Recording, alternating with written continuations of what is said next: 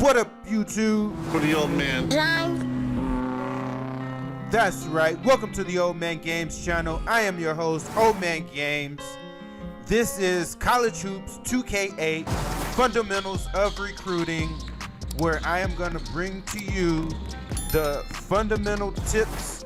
I wouldn't necessarily say tricks, but kind of tricks, tips, tricks, and just, you know, my strategy behind recruiting in College Hoops 2K8. This is how I get down. So I just want to bring you an in-depth behind the scenes look. Some of this you may already know, some of this may be new to you. So yeah, drop a comment down below. Let me know what you think about the video. All right. The 5 main things that we're going to cover in this video as it relates to the fundamentals of recruiting in this game are going to be 1, coaching, you know, your coaching profile and play style. 2, your scheduling and the ABL, the importance of that and sort of the strategy behind it. 3, we're going to get into target lists and filtering. So what goes behind putting the target list together, how to manage your target list and filtering, things of that nature. And then the last 2 sections, 4 is going to be in-season recruiting, the strategy behind in-season recruiting, as well as off-season recruiting. All right, so those are the 5 areas that we're going to cover. And then as examples, I have here, for those of you who follow the channel, you may or you should already know about the dynasty we have with Coach Felton. That's Coach Corey Felton and the Texas Southern Tigers. So I have this up as an example, and we're also going to use another example that I have from an offline dynasty that I recently started just for my own leisure with South Dakota State. So those are the 2 franchises that we will be using as examples in this tutorial. Yeah, all right, so let's get into it. Okay, so believe it or not, recruiting all starts with your coach, your coaching, and your coaching style. Okay, that should be obvious, but maybe, you know, for some it may not be. So I can't emphasize that enough, and there's a reason why we start here, because it all starts here. Okay, so now I'm not going to tell you what your play style should be. Your coaching profile equals your play style. Okay, you can have whatever play style you want.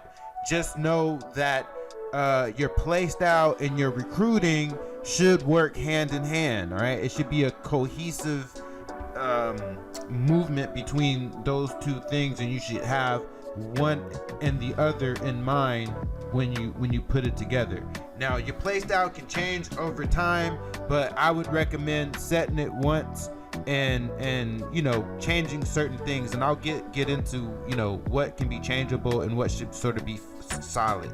All right, so the main 3 things that we want to cover in this section on coaching are the profile / play style, which I'll get into, your coaching attributes, which I'll also get into, and then lastly, assistant coaches. All right, so for play style / profile, we're gonna walk through these items here, and I'll get into why and what I use.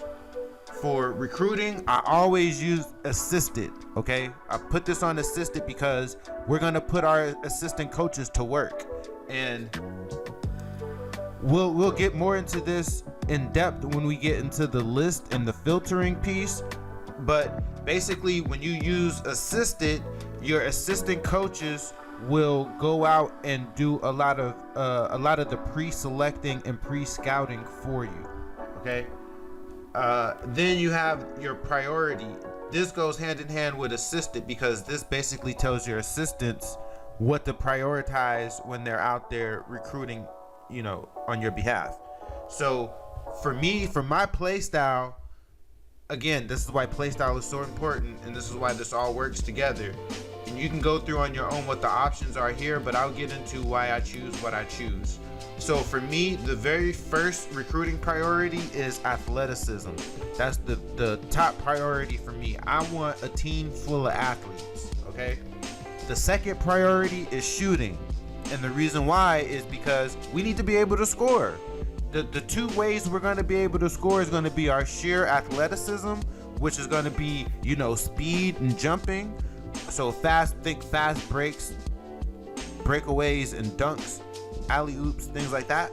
And then shooting, right? So think 3-pointers. But then the athleticism, the reason why that's the top priority for my style of play is because athleticism is a two-way thing. On offense, it can get you a lot of easy buckets, and on defense, it can get you steals. It can get you defensive stops, which oftentimes leads to offense. Like they say a lot, your defense leads to offense. Well, when you have a team full of athletes, you can get a lot of that. Oh, also, let me emphasize here, this channel is a CPU versus CPU channel. So everything I do and everything that I'm talking about from this tutorial standpoint is from the perspective of CPU versus CPU.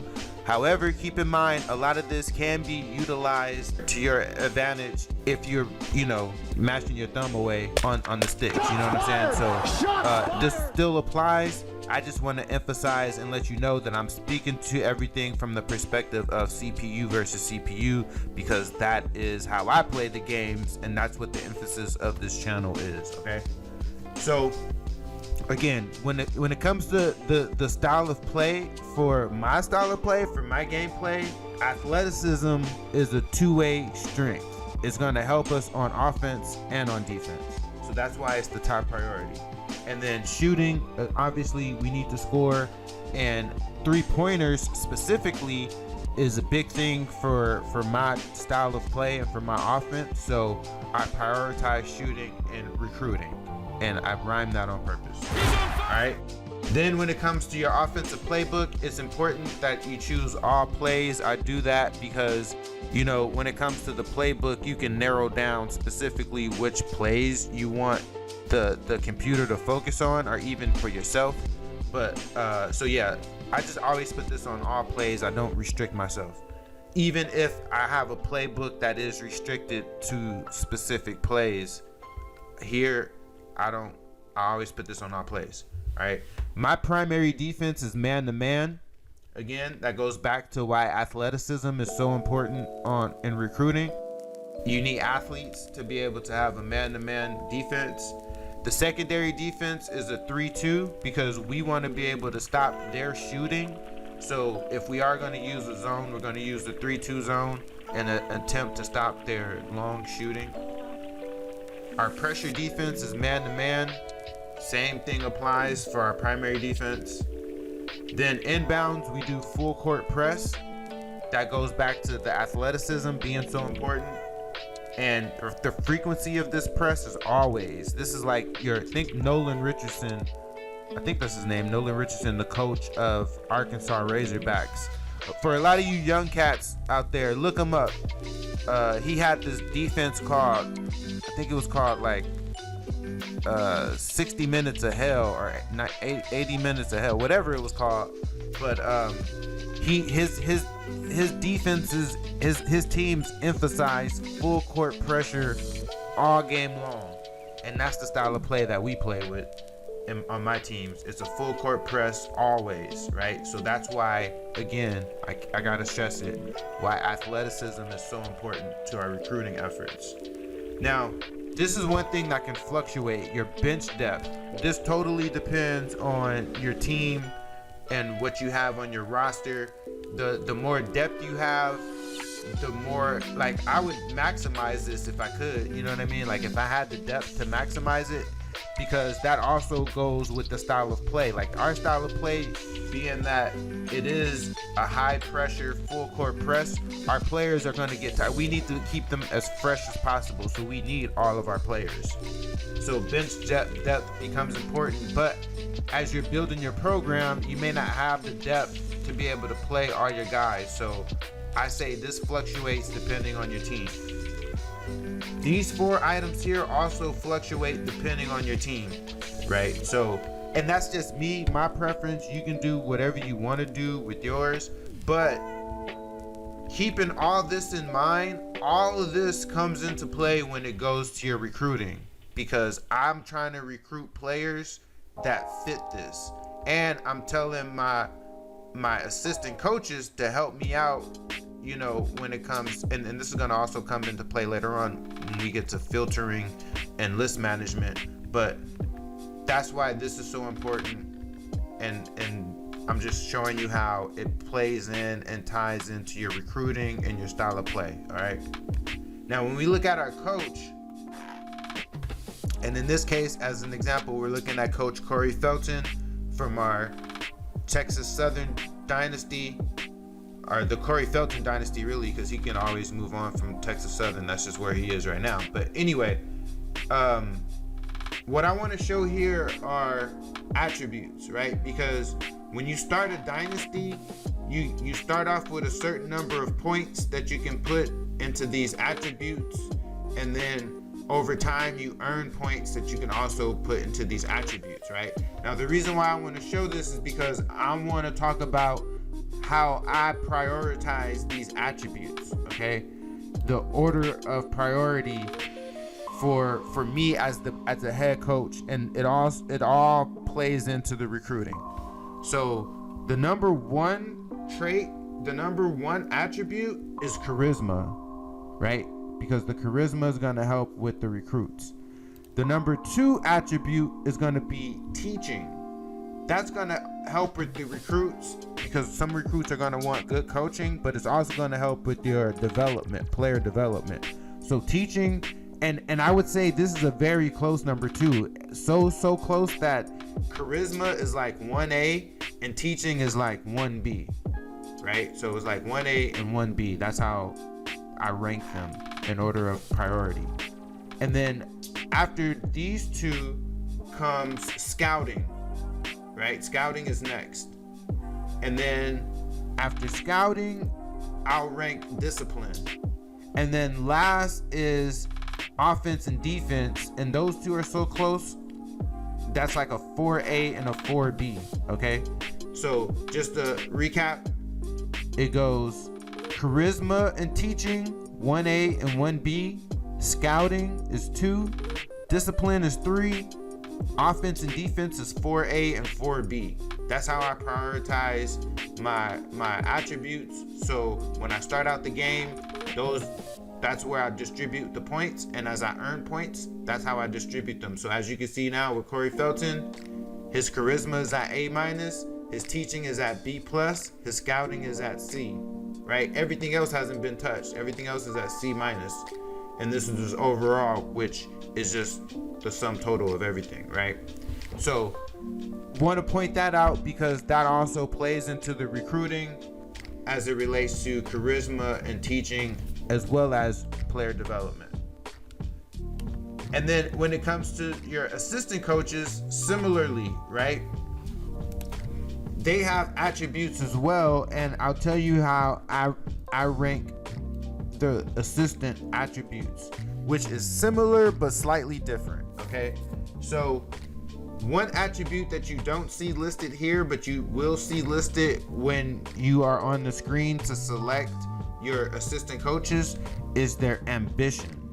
There's a hidden attribute here called ambition that you don't see. You don't see it here, but again, you do see it when you select the coach.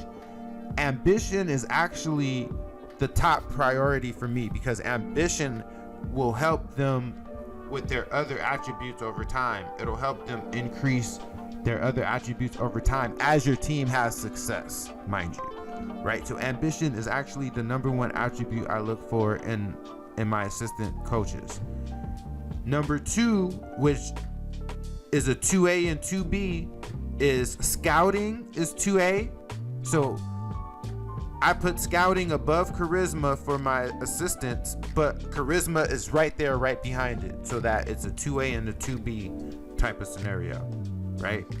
And then for my assistants, I also prioritize the offense and defensive attribute.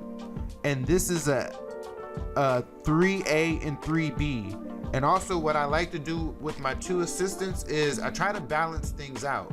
So if one assistant is good at defense, I want the other assistant to be good at offense and vice versa. Same with the scouting and charisma. If one is good at scouting, I want the other to be really good at charisma, right? That's how these assistants are. So that's how I look to balance my assistant coaches. And then teaching is number 4 in terms of priority, assistant coach attribute priority, and discipline is number 5, right? So just to recap, the priority attributes for my assistant coaches, number 1 is ambition, 2A and 2B is scouting and charisma, 3A and 3B is offense and defense, 4 is coaching, and 5 is discipline, okay? And those things help with recruiting. And I say all this because these things are really critical to your success in recruiting. And again, this is for the fundamentals and the foundation of your recruiting success. You need to have all this in place, all right? So that's the coaching piece. On to the next part 2, which is scheduling and the ABO. All right, so we're back, and I want to show you something with the scheduling. Do not underestimate the importance of scheduling for several reasons, and I'll break it down now. One is you can use scheduling to your advantage for the development of your team. And right now, I'll go ahead and plug another episode that I'm working on that I'll also release by the time you get to this video. And that's going to be a video similar to this, but it's going to be an in-depth dive into how to develop players and the development of players within your program.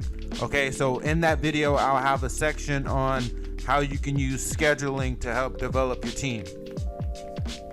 Now, in addition to that, another important thing you need to know about scheduling as it relates to recruiting is the game has somewhat of a glitch in it, right? And everyone kind of knows about it, but I would be remiss if I did not include that in my fundamentals of recruiting video. The aim of this video is to be the ultimate guide to recruiting, okay?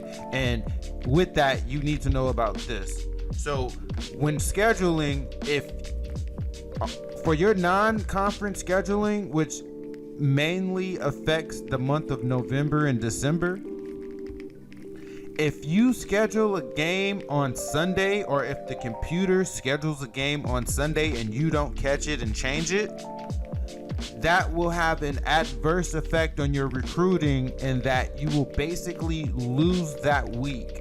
So in other words, if you, and this is sort of a glitch in the game, if you have a game scheduled on a Sunday for any given week, what will happen is for that week, you can't do any of your power recruiting activities. And by power recruiting activities, I mean you can't visit, you can't do a home visit, you can't scout a recruit, and you can't bring them to your school for a visit.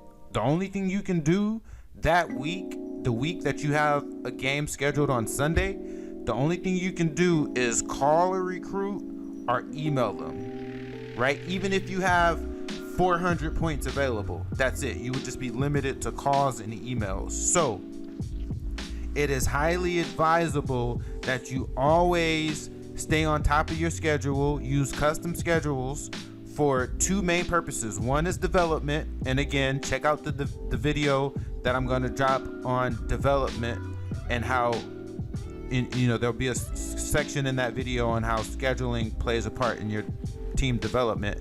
But then also 2, use customized scheduling so that you can avoid the Sunday glitch / Sunday trap. Okay, now again, like I said, this mainly affects the months of November and December for your non-conference scheduled games. And I purposely scheduled some Sunday games on this example because I want to show you how, I want to show you something. So for those of you who use Excel, who are Excel users, let me tell you a little bit about my setup. This is Old Man Games. So, I'm using a PC. We're rocking with the RPCS3, I think is the name of it, the emulator, the PS3 emulator. This is how we play these games are on PC. And with that, my PC setup, I have 2 monitors. So on one monitor I have the game going, and on another, and that's the monitor that you see that I'm recording on.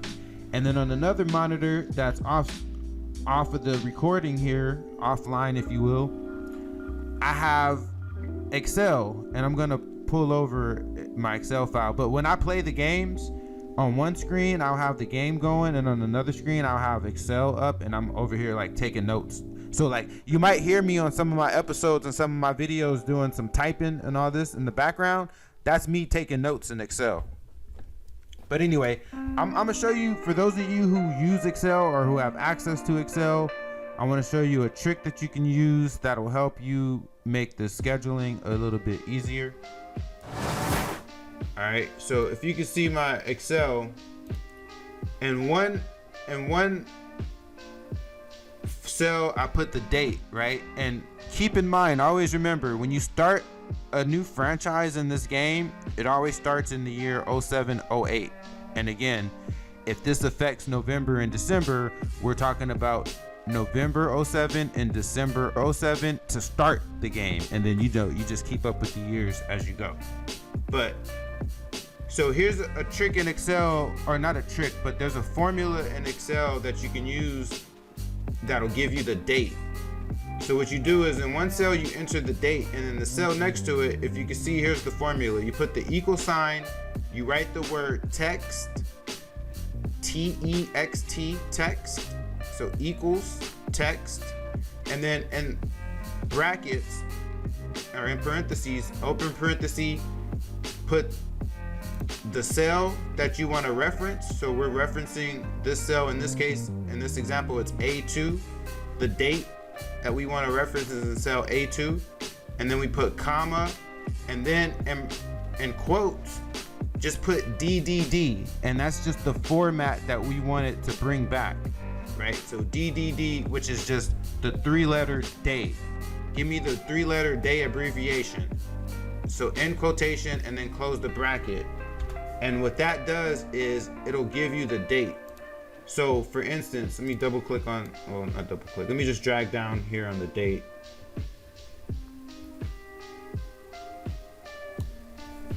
Boom, right? So now I have the date from November 1st, 2007, all the way down to January 1st, 2008, right? And then here's my formula that tells me what day this is. So I just double click on this, and now I have the day for each of these dates. So here, I'm just gonna make this easy by color coding. So, and then you can use this brush right here to say, okay, make that the same, use the brush again, make that the same, and then we can do this faster and say, okay, let's do all 3 of these. Let's do all of them. Boom, right? So now I can easily see, I just made myself a real quick visual of where all the Sunday dates are. So, and then I come back to the schedule here. Here, let me make this smaller. Then I just come back to my schedule and make sure none of these dates are on a Sunday. So see, there's a 11/11, November 11th, that's a Sunday, so I gotta make sure I change that date. November 25th, that's a Sunday, I gotta make sure I change that date. And then I'll check my December's 6, 8, clear, 12, 18, clear, 28 and 30. See, 30 is a Sunday, so I gotta change that. So I know I gotta change 11/11, 11/25, 11/30, and then I just use this to help me not schedule a game on Sunday. So that's how I use Excel, Microsoft Excel, to help with my scheduling, to avoid scheduling games on Sundays. And yeah, that's that part. Okay, so the second half of this section here on scheduling and the ABL is the actual ABL and then the scheduling within that. So for those of you who don't know, they have an ABL, which it's kind of like, you can think of this as this game's version of AAU basketball. And the way I treat this, I treat it as like high school / AAU, right? As the recruiting goes within high school and AAU. So, I mean, this game was ahead of its time in terms of the recruiting engine and the depth that you can go with it. I mean, this is the only game where you can recruit high school freshmen. You know what I'm saying? Now, granted, you can only contact them from their junior year and above, and we'll get into that more as we move, go throughout this episode. But I'm just, talking about how deep the game is when it comes to recruiting, and how you can and should take that to your advantage if you want to excel in this game. So when it comes to the ABL, you can gain additional points if you play the game. You can gain additional recruiting points, that is, if you play these games. But honestly, I don't get into that. I never play the games. I simulate through them. But I'm going to tell you how you can and you should use the ABL to your advantage when it comes to recruiting, okay? So, again, we're using here the South Dakota State legacy example that I mentioned. So we'll be flipping back and forth between this and the Texas State example. Come on, but now, dog. When it comes to recruiting, one thing I want to emphasize, and that I will emphasize throughout the rest of this tutorial, is the importance of roster management. Okay, roster management and recruiting goes hand in hand when you really think about it. So, you really have to do a good job of managing your roster. I'll show you what my roster looks like in this tutorial. And this is the tutorial, and this is a franchise or a legacy, this South Dakota State. This is one that I've been working on offline for a little bit. I've gone through a few seasons and have recruited a few classes into this team. So, one thing I want to speak of when it comes to roster management, now you can see this team is pretty good right now, or fairly decent when you look at my overalls. But when you start a new game and you take over a team, one thing you need to do, and do not be ashamed of doing, you got to be like Coach Prime at Colorado. You got to be thinking, bring your own Louis, right? And your own Louis is going to come through recruiting. So when you take over a new program, or even when you're trying to build up your program, and you might miss on some of your recruits, some of the recruits you bring in, they might not be where you want them to be from a rating standpoint. Don't be afraid to release players from your team. Don't be afraid to cut players off the team. So what I do in my franchises, I call them franchises, legacies / franchise, whatever. I'm gonna use that interchangeable, so get over it. So in my franchises, what I do is when I take over a new team, I always set a minimum. Like if you go back and check, and I'll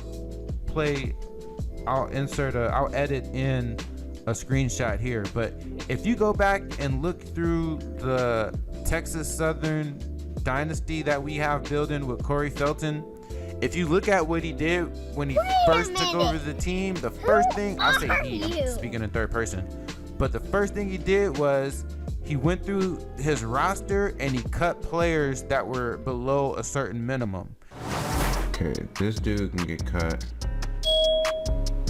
He can really, no, he's a walk-on. I'm not worried about cutting walk-ons, but scholarship players under, like 60? He's a senior, so we might as well keep him. It doesn't matter, but Turner, Reichart, and this dude right here might get cut. Just so we could reclaim those scholarships. 1, 2, 3, 4.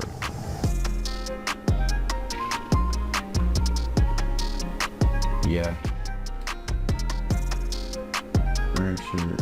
Release from the team, yeah. So we're gonna release Jacoby, however you pronounce his name, just to free up that scholarship.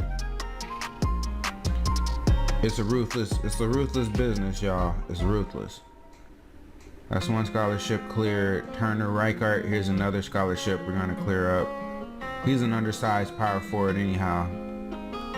So we're gonna release him from the team. So that's 2 extra scholarships right there. Well, like we said, we're gonna leave this dude because he's a senior already, so it doesn't matter if we cut him. Looks like Reichart had a relative on the team, so you know he's gonna be disgruntled.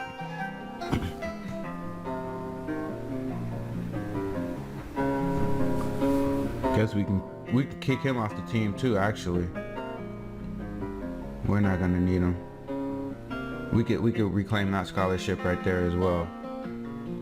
From Billy Reichart. He's only a 55 point guard. We just got rid of his cousin. Or his brother, whoever that was. We can let him go too. Alright.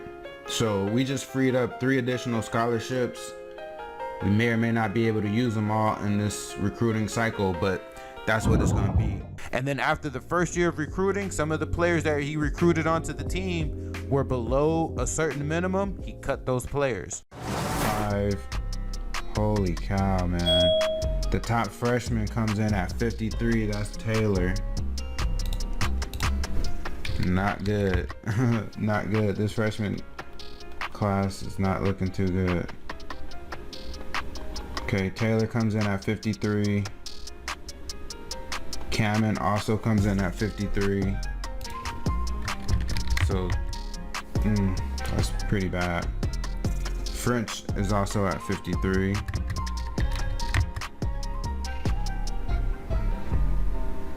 Got a walk-on named Becker.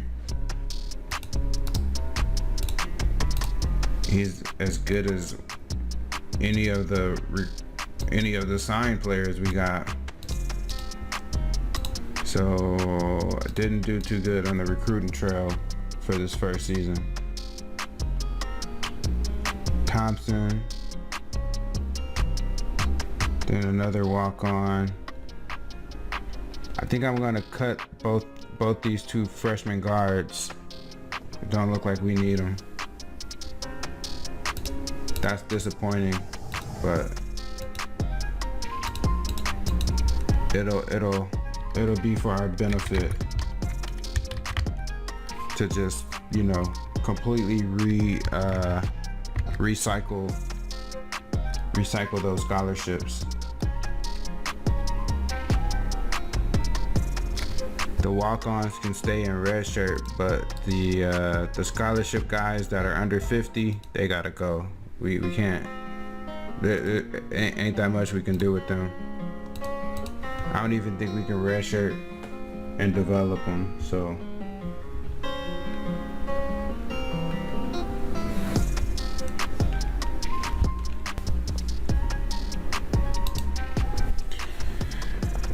Oh man, yeah, so we're gonna have to cut these 2 guys right here and free those scholarships back up. Our whole thing was a waste. We'll try not to do that again.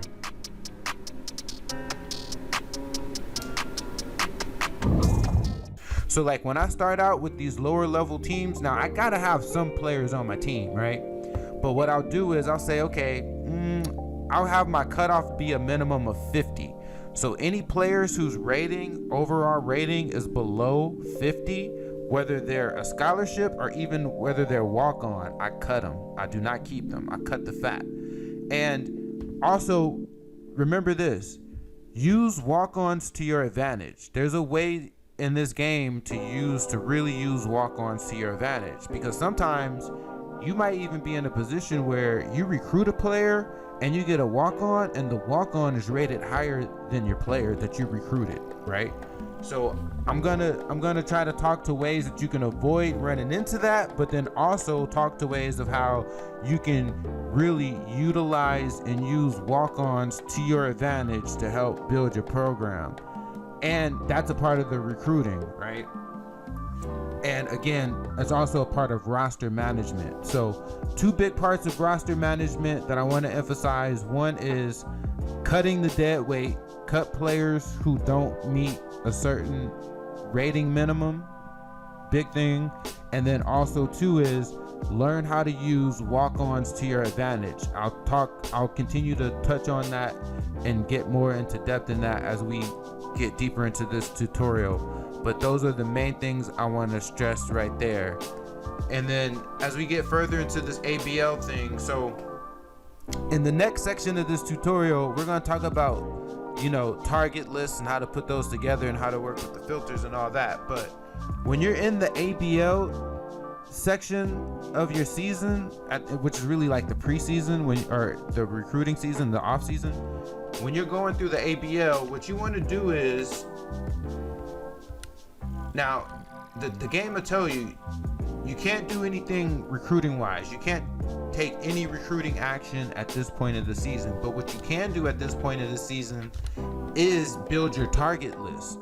And like I said, we'll get deeper into the target list in the next section of this tutorial. But one thing I want to point out here for the ABL is what you want to do is, and this is whether you first take over a team or whether you've been working on the team for a while, you want to build a target list. And when you have your list together, and what I'm pressing now, I'm toggling back and forth between the recruits, their attributes that'll be revealed to you as you scout them, and this is their interest level right here, and their rating, right, and then where they are. And we'll get more into how to filter and work with these, which is real important to do when it comes to your recruiting. But what I'm getting at is there's a way to toggle back and forth between this and between their ABL status, meaning the ABL region that they play and what ABL team they play on and what their ABL stats are.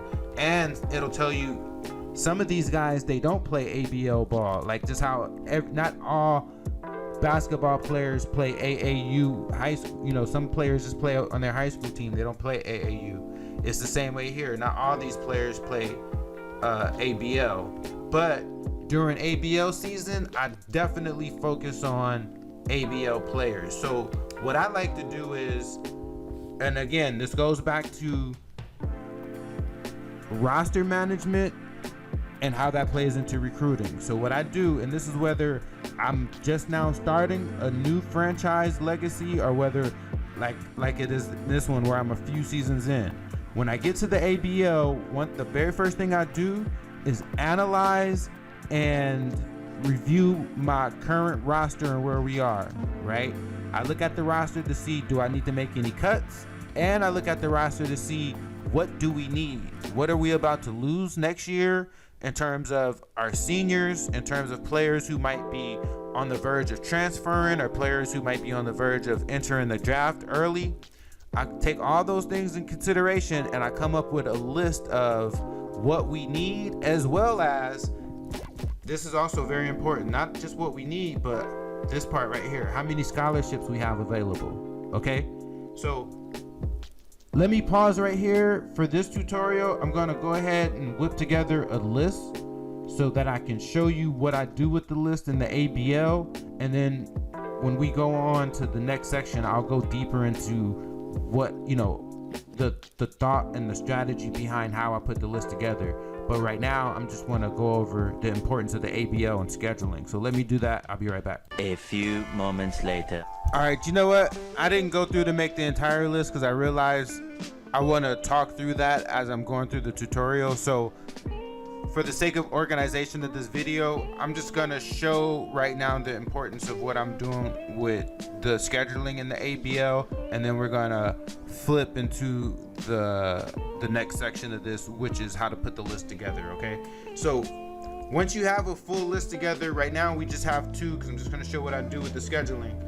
So we'll pretend like we have the full list, and I'm going to show you what I do with that. But after I get the list together, I go back to the ABL main, and offline, like I said, I'm working with Excel, right? So I'll go to my list, you look at my target list, and you can see, like I said, I flip back and forth between their attributes and their ABL status. So I know Rob Lane, he plays in the Northwest ABL region for the Sonic ABL team, Sonics.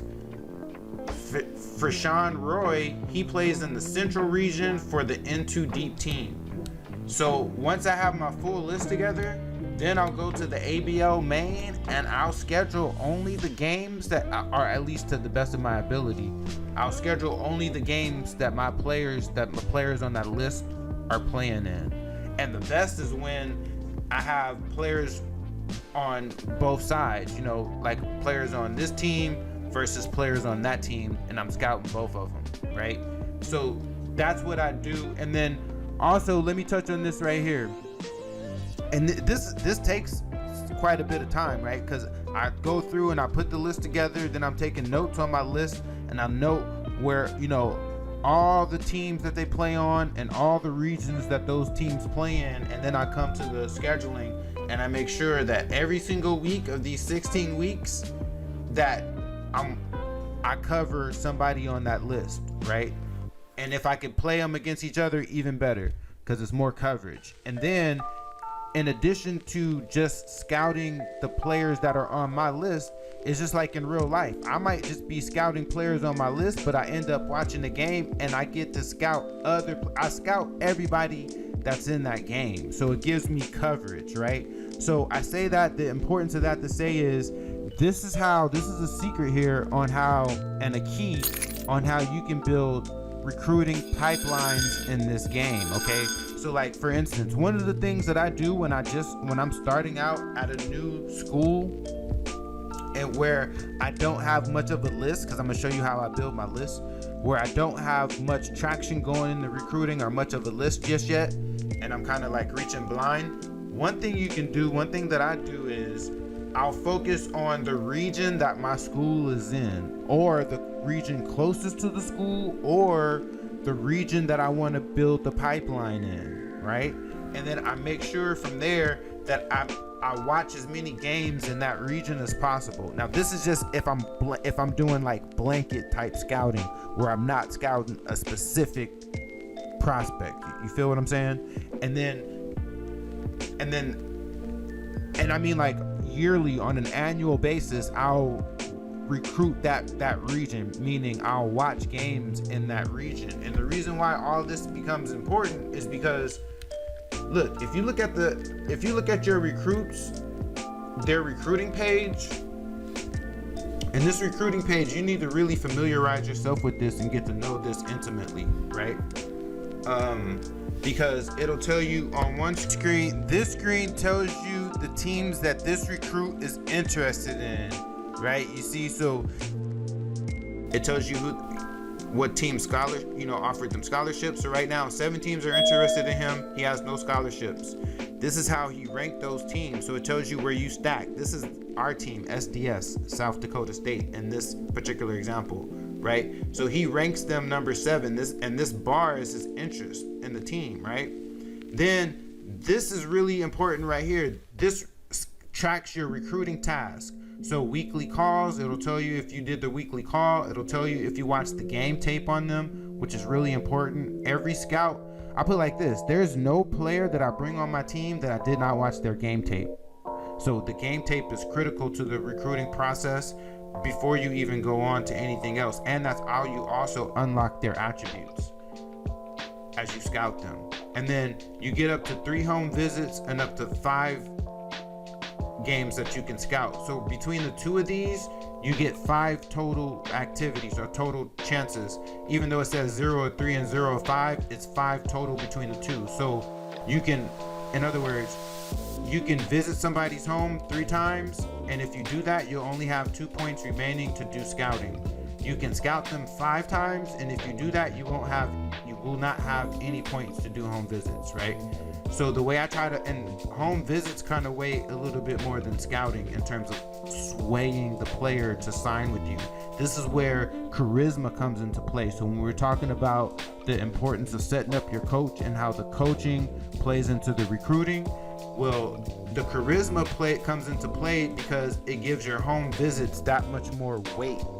That's also why the scouting is important, because when you use the points on scouting them, it gives your scout that much more accuracy and it reveals that much more information, right? And then once you build up their interest so much so to a point, you get an opportunity where you can offer them a campus tour.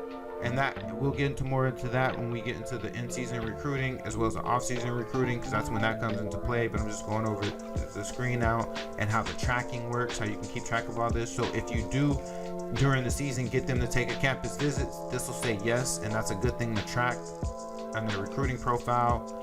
Then this is the point I'm trying to get at right here: ABL games. There's a reason why the game tracks how many ABL games of theirs that you saw. So if there's you better believe if there's a target that's really high on my target list, if a recruit really high on my target list, I'm gonna try to see as many of his ABL games as possible. You get what I'm saying? There's a reason why they track this, and it's a mutual benefit, meaning you get to uncover scouting information on the recruit, but also them seeing you at their games, that helps build their interest in your program. So I don't know if people know about that or realize that, but this is a double beneficial, a two-way beneficial thing. A lot of these things are. But yeah. So, and then it tracks also right here. The last thing it tracks is if it offered you. Now this is just one screen on the recruit card, right? That's the interest screen. There's also their ABL stats. It tracks their ABL stats, which are important because you want to know what type of player you're bringing on, as well as this is the full page of their attributes. I track this because I'm really interested in the type of players that I'm bringing onto my squad, right? And I'm looking at things other than how many stars they have, which I'll get into more of this when I talk about how to build the team. But and then here's the information page. So you unveil this information, these grades. You unveil this as you scout the player and as you go to their ABL games. That's why I'm bringing this up in this section right here as it pertains to the ABL, right? So you get to unveil their scouting grades here. You get to see their stats, and it tracks how many ABL games of theirs you watch, which is mutually beneficial in terms of building their interest in your school and unveiling what their attributes are. All right, so that's where that all comes into play, and that's why that is critically important in the ABL section. Next, I'm going to go into how we build the list and why that's so important. Right now is a pretty good segue into how we get into that. So let's roll into that. All right, we are back, and now it's time to get into the importance of your target list, how to assemble your target list, and really how to navigate these menus and the filtering options, which you really need to use to your advantage in order to find and locate the best players for your program. Now, when it comes to your target list, that's essentially, think of it like this. Recruiting is the bloodline to your program, okay? And it is just like, it's kind of like an assembly line in that you're taking raw materials and you're trying to create this finished product, right? But with anything that you assemble, whether it's food and the ingredients that you put into it, or whether it's some sort of widget, some manufactured part where you have parts that go into the production of this finished good product, what you put into it determines the outcome, right? Regardless of how much goes into the actual assemblage, right? So in other words, what I'm getting at is junk in, junk out, okay? You got to keep that in mind, and you got to remember that as you go through your recruiting for your program, as you build up your program. Junk in, junk out, okay? Now, that doesn't mean that you won't be able to find hidden gems, diamonds in the rough, you know, that other people slept on, and that's actually the name of the game. But there's a way to find them, and when you find them, understand you're finding players that are good and you helping them become better. So there's no way that you can find a garbage player and help them become better. It's just not gonna happen. And you gotta also remember this: you're recruiting against yourself. Yes, you're recruiting against other schools, but ultimately also you're recruiting against yourself. And by that, what I mean is this happened to my coach in that first season at Texas Southern, and I showed the clip of it earlier in this tutorial. But when I say you're recruiting against yourself, what I mean by that is this: you don't want to find yourself in a position where you're recruiting players and giving them scholarships and bringing them into your program, and they come in rated lower than walk-ons, right? So you want to always ensure that the players you're giving scholarships to, that you're bringing into your program on a scholarship basis, you want to make sure that they're head and shoulders above the walk-ons that are coming into your program, right? If that's not the case, you're doing something wrong, okay? So when I say you're recruiting against yourself, keep that in mind. And that's because the quality of recruit that you bring into your program and that you go after and that you hunt in the recruiting process is critical to your success, okay? And in order to keep that quality at a high level, there's certain things that you got to keep in mind, and that I will lay the groundwork on for you right now, okay? So one thing is, and this is a really big thing, I cannot emphasize this enough: do whatever you need to do to memorize and etch this in and work this into your recruiting strategy. You only want, in order to prevent what I said about bringing in players that are rated lower than walk-ons, one of the main things is you only want to recruit ranked players, okay? Now, when you go through the recruiting, you know, regardless of how many stars they have, you got players rated from 5-star all the way down to 1-star, right? But what I'm talking about is right here, this overall rating. This is their overall rating regardless of position, and then this is their position rating, right, for their class. You never want to recruit players that are not, think of it like this: players that are non-ranked, these are future walk-ons. These are not scholarship quality players. So if you find yourself recruiting non-ranked players, think of that as you're recruiting walk-ons. You're basically wasting your time. You're recruiting bums, and your program is gonna suffer for it. So you so also too, in that regard, regardless of where you start, you can start at the lowest level program. A 3-star player is going to think of 3-star players as your minimum viable option, okay? Meaning that's like the minimum you should go for. You only make exceptions for 2 stars when, guess what? When they're ranked. That's the only time you should be recruiting a 2-star prospect onto your board. So like you see these, as I'm scrolling through this, all these players right here that have rankings, all these 2 stars, I have it filtered, and this is a part of the filtering, right? I have it filtered on ratings. All these 2 stars that are ranked,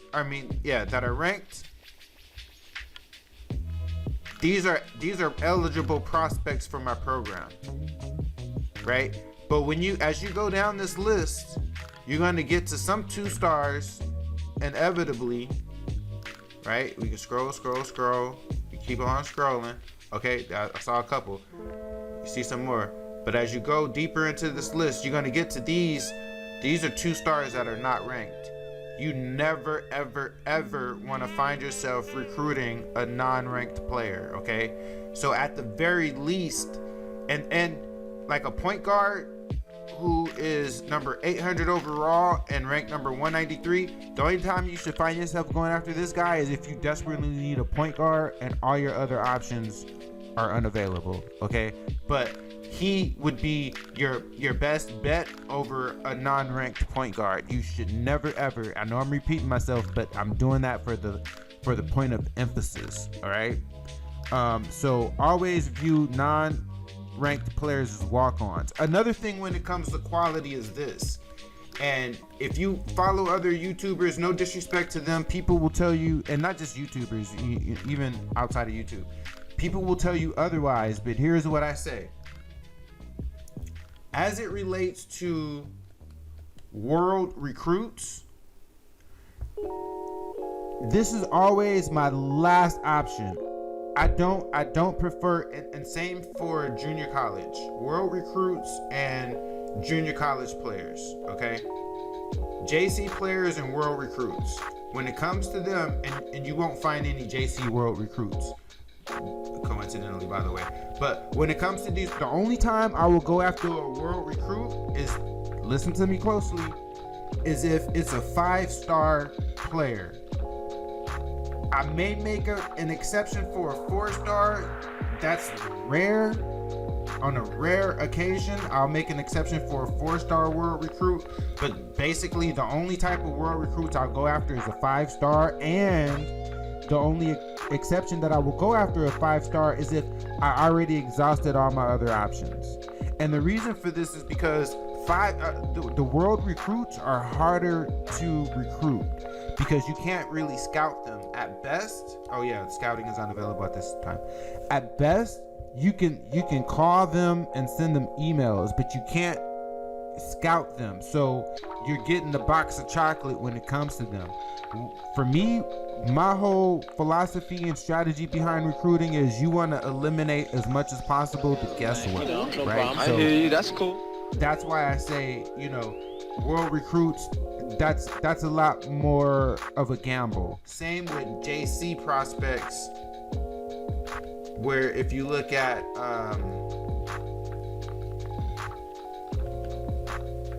JC guys, and that's now first of all, here's a clue. They don't rank the JC guys, so none of them would be ranked. So back to my whole point about only bringing in ranked players. The only time I would consider a JC guy, same with the world prospects, is if it's a 5-star recruit. Anything less than 5-star for a JC prospect, I view it as a walk-on. Same with the Same with the world prospect. Anything less than a 5-star, I view it as a walk-on. So I'm not gonna waste too much time there, okay? So what we covet now, when it comes to prioritizing, if you want a strategy or a way to look at how to prioritize your recruits, here's what I'll tell you. You always want to prioritize them like this. It's going to be based on your seniors, right? Your high school seniors who are ranked regardless of stars, but your ranking of determined stars is basically 2-star and above. But ranked high school seniors that are in the ABL. So when I flip, you could toggle this depending on what you're using, whether it's Xbox, PS2 or 3, or PC like myself. There's the right, left toggle. I'm using R2, L2 to toggle. So you could toggle back and forth between their attributes and their ABL status is what I call this page, right? And as you can see, some of these high recruits, like this guy right here, this dude is a 5-star recruit. This icon means All-American, and this icon right here means Mr. Basketball. Okay, I'm gonna stress this right here. This Mr. Basketball award, this is a real life award too. So the best player in every state, the kid who is crowned as the best player in that state, the number 1 player in that state, he gets the title or the award of Mr. Basketball for X state. So for instance, this guy right here, Neil Faust. He's from Little Rock, Arkansas, and you see this basketball icon. That means he's Mr. Basketball for Arkansas. That means this is Arkansas's number one prospect, number one recruit, regardless of position. Okay, so there will only be one of these for each state. And then this signifies that he's a high school All-American. All right, so now if I were at a larger school, see, one thing you got to keep in mind is your recruiting strategy will differ whether you're at a large program or whether you're at a small program that's up and coming that you're building, right? And one thing I want to stress and emphasize here, because I haven't so far, is I already spoke earlier to how I'm speaking from the standpoint of CPU versus CPU. I'm also speaking from the standpoint of building up a program from the ground floor or from a smaller level, right? Because your recruiting strategy is going to be slightly different if you're at an elite program, and I'll make a video for that later on. It's not going to be that drastically different. There are some things that will still apply, but there are some strategy things that will be different. And one of them is when you're at a smaller school, I would, just like I say, you know, I'm not going after world star prospects under 5 stars or JC guys under 5 stars. I'm not going after guys regardless of how good they are. I'm not going after them, or at least I'm not prioritizing guys that are not playing in the ABL, right? So when it comes to my prioritization, ranked seniors who play in the ABL have priority over guys who don't. And that's because I put the ABL at the top of the list when it comes to my recruiting strategy and my recruiting efforts. That's why I had that whole section before this on the ABL and scheduling, right? And this is the reason why, is because I want to, the first list that we create in the off season, I want to fill this up with players that are all in the ABL. So that first 15, and this is regardless of whether I'm at a big school or small school, that first 15 is only going to be players who are in the ABL.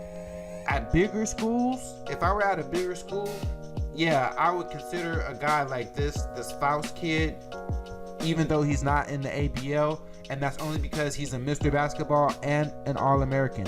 At a smaller school, I wouldn't consider him at all because number one, first and foremost, being that he has all these accolades, he's going to be harder to sign anyway. But then number two, I'm not going to have the drop on him. I'm not going to have the scoop. You know, I'm not going to be able to really scout him.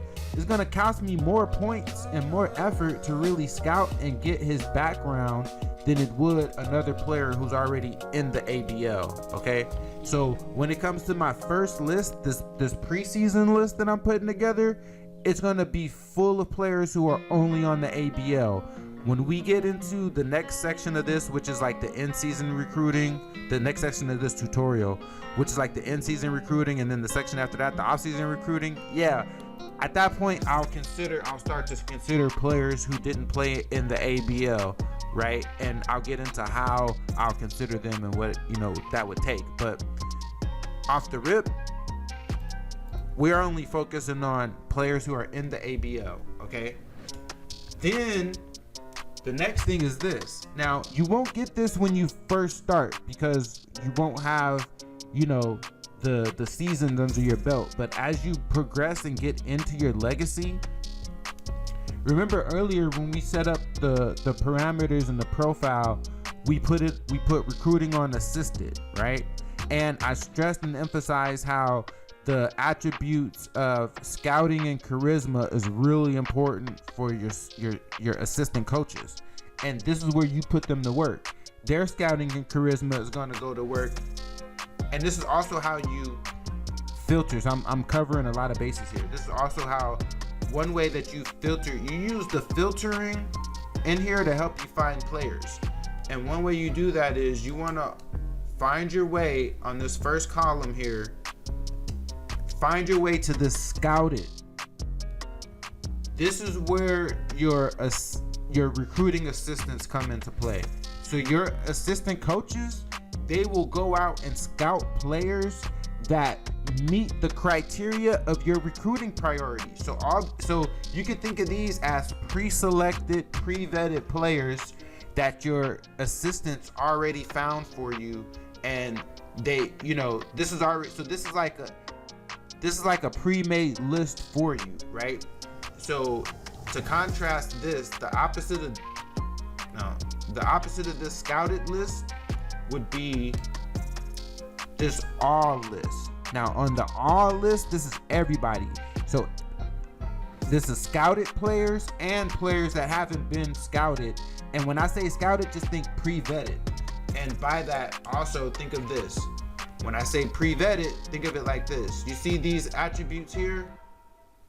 The guys who have been scouted already by your assistant coaches based on the priorities you set and based on the fact that you set it on assistant recruiting, they're gonna already unveil some of their attributes for you. See, one or multiple of these attributes. Whereas if we flip this then to the all, you see how this guy right here is on the all, and he's all white, meaning he hasn't been scouted yet, meaning he hasn't been pre-selected, and we don't know any. Now that doesn't mean he won't fit, that just means he has not yet been pre-selected by your assistants, right? So the first place, I say all that to say this, the first place that we look when we look to add players to our target list is we look through the scouted, okay? Now on this particular example, and this legacy that I have for South Dakota State, for this season, the players that we need are point guard, small forward, and power forward. Another thing, I know I mentioned this earlier, but I'm going to emphasize this again right here. It's really important. I cannot overstress this enough, the importance of roster management, right? You really have to manage your roster, and you really have to know what your needs are, okay? So, and that goes into the whole thing I said about junk in and junk out. You don't want to bring in players that you don't need, so you want to make sure you always got your needs covered, and you're on top of your roster and on top of managing your roster and having a balanced roster. And we can get into what that looks like a little bit later. Okay, so in this, like I said, in this example, being that I already took the time to study my roster and study what the needs are, I know that what we need for this South Dakota State team is a shooting guard, a small forward, and a power forward, okay? So the first place that I'm gonna go in order to fill my target list, and you get 15 players to put on your target list. The first place I'm gonna go is the pre-scouted, the pre-selected players. And I'm gonna filter. Now mind you, I'm working in the filter, just how you work the filters. So first thing I'm gonna do is filter on scouted, because because think of it like this. As I'm scrolling through all this, these are basically filters. You can start with all across the board, all across the board. This is everybody across the board, right? And these are all your world prospects, and these are all your prospects, meaning national, world. So you can, and these are just filter lanes, right? So you can filter by all prospects, all years, meaning freshman, sophomore, junior, senior, filter by position, filter by location, filter by rating, interest, everything you can think of. Well, wait, no, only where they have this right or left thing. So you can only filter up to interest, okay? But the way we find players to start out with, we're gonna go to scouted, we're gonna go to seniors, right? Because remember, I told you, we're not thinking about world recruits. That's the last resort.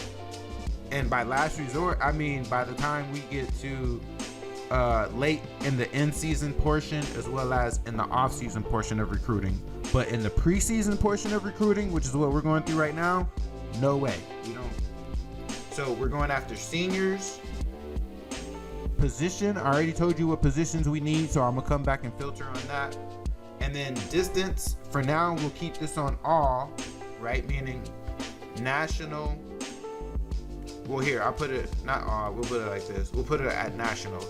So because the way the filter works with location is, it includes the highest level all below. So anything from national down is what this will include. Okay, all stars, yeah, everything else is all, okay? And then being that this is on Scouted, so I already said what positions we need: point guard, small forward, power forward, all right? So I'll go to the point guards. Now, one thing to keep in mind and to know is when you're looking for players, don't necessarily restrict yourself to positions. Also look at attributes. So meaning, I know I need a point guard, right? The main attribute for a point guard, more than anything, is skill, which determines handling and passing, stuff like that. So if I run out of prospects to look at, I'm gonna look at the shooting guards and see if there's any shooting guards, which I can sort this. Shooting guards that are shorter, like this guy right here, Rob Williams. He's 6'1". His skill level is a B. I would consider him as a point guard. Even though he's listed as a shooting guard here, I would recruit him as a point guard, and I'm bringing him onto my squad as a combo guard. Same with this guy right here, Timmy Johnson, Mr. Arizona from Phoenix, Arizona. Right? His skills is a B. Anything, if their skill is a B and above, I would consider them for point guard. I put it like that, because I can help develop them. And again, watch my development tutorial. I can develop them from this point into a really decent point guard. You see what I'm saying? So I just want to keep that I want to throw that out there so you can keep that in mind in terms of thinking outside of the box when you look at recruits, right? And as a matter of fact, okay, so that's one level that we're going to look at it. We look at it in terms of need, and then I look at it after I filter it on senior and then position. Based on what I need, there's really two positions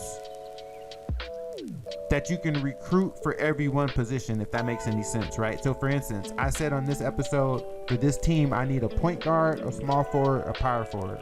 So when I'm recruiting for point guard, I can look at both point guard and shooting guard. There's two positions that I can look at that'll fill that need. When I look for a small forward, there's two positions. I can look at shooting guards and small forwards to fill the need of small forward, and sometimes even three. There might be even some power forward that can fill the need, that can fit the mold and the profile of what you need for a small forward. You see what I'm saying?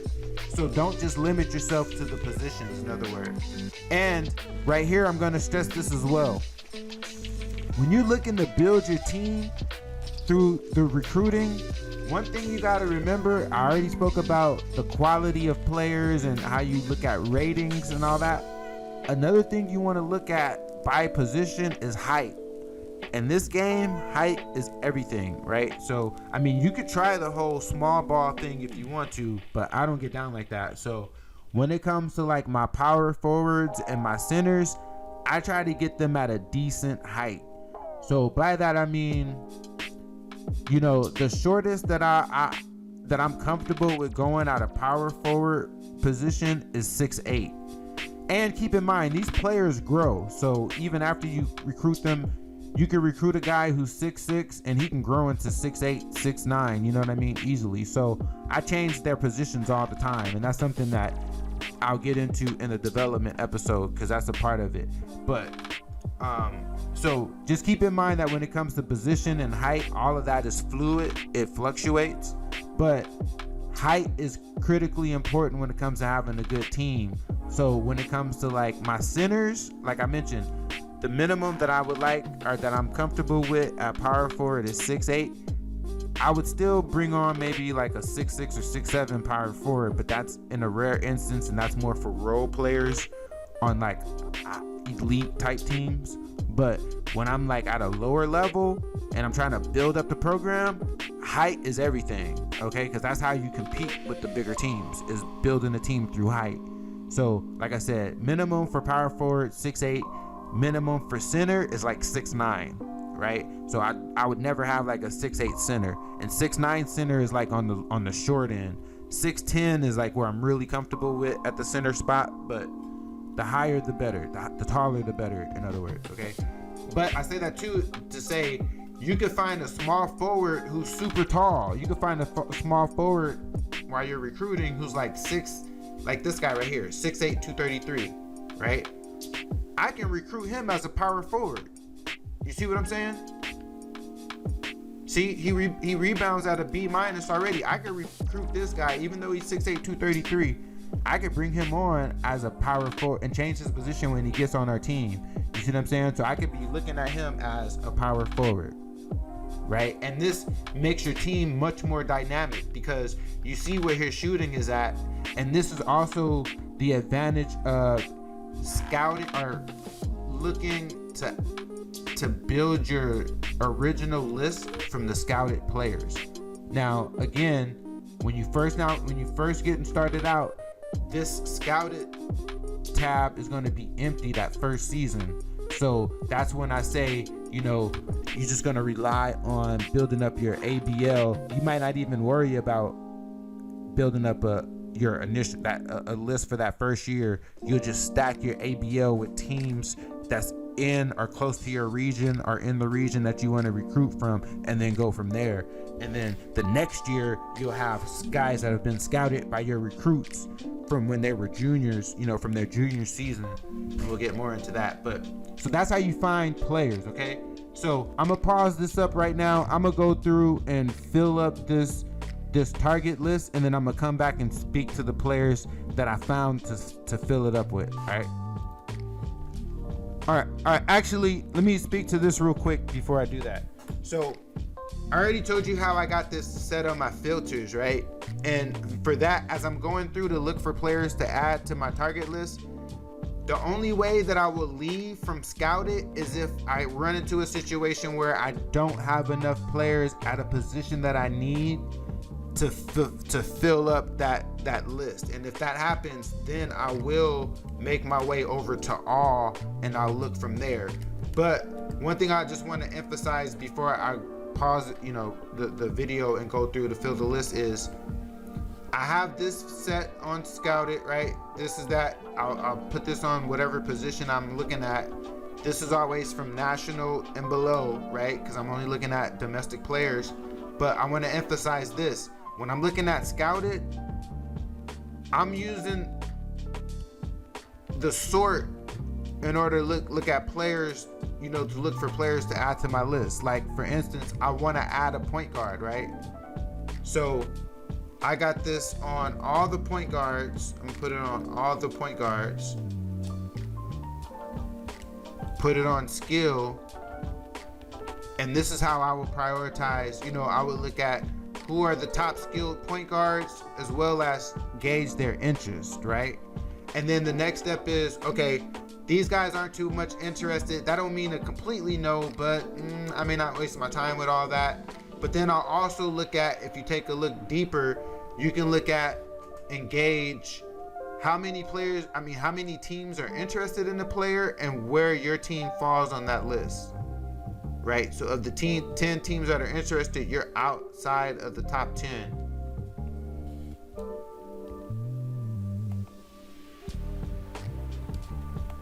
Same with that guy. So you see, when you look at these, and this is the team that we represent right here, this SDS, right? South Dakota State. So when you look, and I'm just scrolling through the players, the point guards, I don't like, because one thing you got to be looking at and thinking about is your chances of signing the prospect, right? When you got all these others, when you're a smaller team and you got all these other teams in front of you, you don't want to waste your time. There's too many prospects out there for you to waste your time on prospects that don't necessarily value your school. You see what I'm saying? So what we do is we say, okay, we scouted these guys are pre-scouted, but they're not necessarily so much interested. I told you what we do about the shooting guard position, right? we'll look at these guys who are skilled up, these top two, but same thing, they got us real low. So I'm actually gonna now go over to the all. So I'm looking beyond the pre-selected players. Go back to point guard. Now I'm looking by interest, right? I'm looking at players that are interested, and I'm looking at where, I'm making sure they're ranked. So here's a good guy. So here's a great example. Frisco Zollner. He's from South Dakota, so he's an in-state recruit. He's Mr. South Dakota. So and he's at a position of need, point guard. We definitely want to sign him. We want to make sure he signs with us. He got 11 teams interested in him. We're number 10 on his list, but we're an in-state guy. And look, we're not that far behind all these other schools.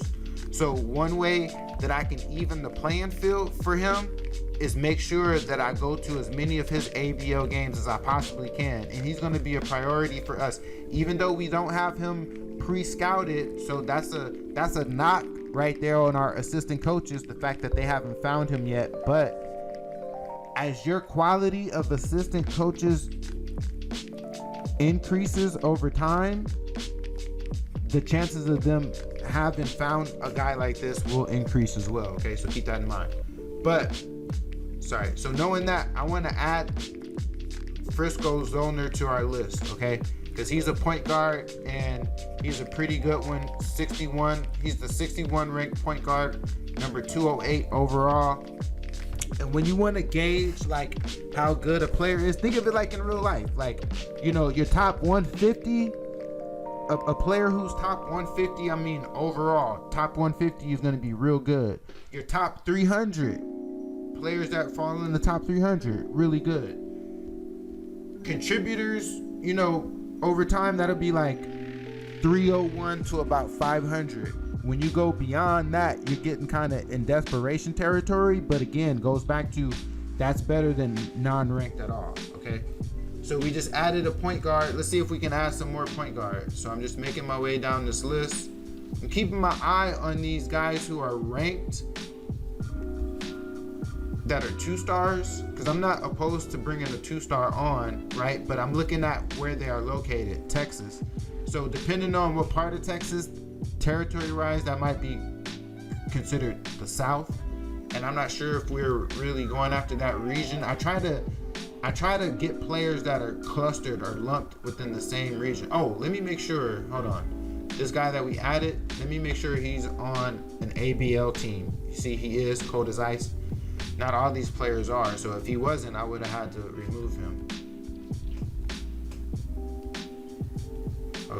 Okay, here's another 3-star player. He's from Illinois, which I believe is Central.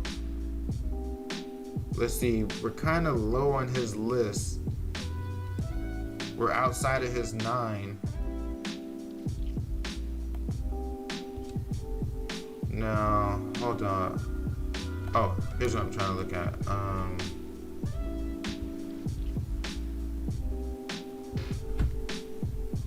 And he's 386 overall. Oh. Okay, yeah, he's in the Midwest region for the City Boys. I can keep looking beyond him. I'm not sure if I'm going to be in the Midwest region that much.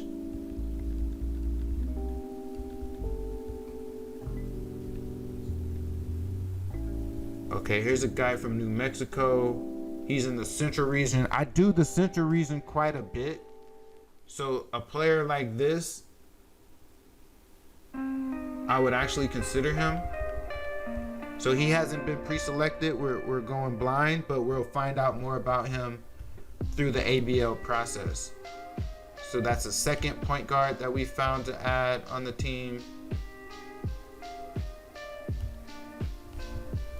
And so with these non-ranked guys, what I'm looking at and considering is their region and their overall rank. Like I said, if they're ranked in the top 300, then I get kind of excited. Other than that, I keep them in mind and I just sort of keep moving.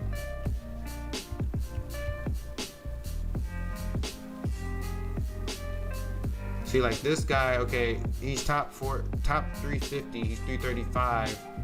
He's in Tennessee. Then there's a guy under him who's top 300 in Ohio. Now this guy from Tennessee, he's not on the ABL team, so I wouldn't consider him.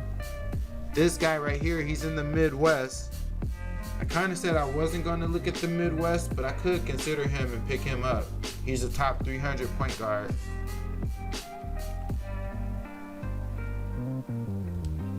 But I think we would be in a battle with those teams, those Midwest teams there. This guy right here, he's on the East. We don't do the East that much. Same with this guy from Florida.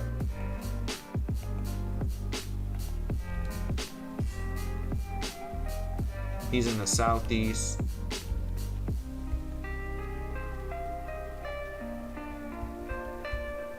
Now we do California quite a bit. Here's a kid from Moreno Valley, California. We got some competition here with San Diego, Colorado, UCR, and CSUN. But he's only... I may have misspoke when I mentioned this earlier about the interested teams. These are the teams he's interested in. That's why when you look at my team, we're not ranked. We're outside of his top 4 teams. Okay, so look at it like that. So, and this is his interest level in those teams. We're gonna get in. We're gonna be one of his top 5 teams. I think we can crack this guy because he only has 4 teams he's interested in. We recruit the Southwest region quite a bit, so he fits the region profile. I try to be in that. Okay, so with this dynasty that I'm building, and one thing you want to keep in mind when you're building up, think about location, but don't ever think you're hindered by location, right? So on this dynasty that I'm working on, it's in South Dakota. South Dakota isn't necessarily a state known for producing much in terms of basketball talent, but that doesn't mean that we can't be a powerhouse and be really good at recruiting. Like I spoke of earlier, you can build pipelines in this game by focusing on certain regions to recruit through the ABL. Okay, so one of the pipelines that we focus on is the Southwest region. So all the states that fit into that, and those states become like a pipeline. So we'll consider this dude because he's in the region that we recruit quite a bit. See, here's another guy, Santa Ana, right?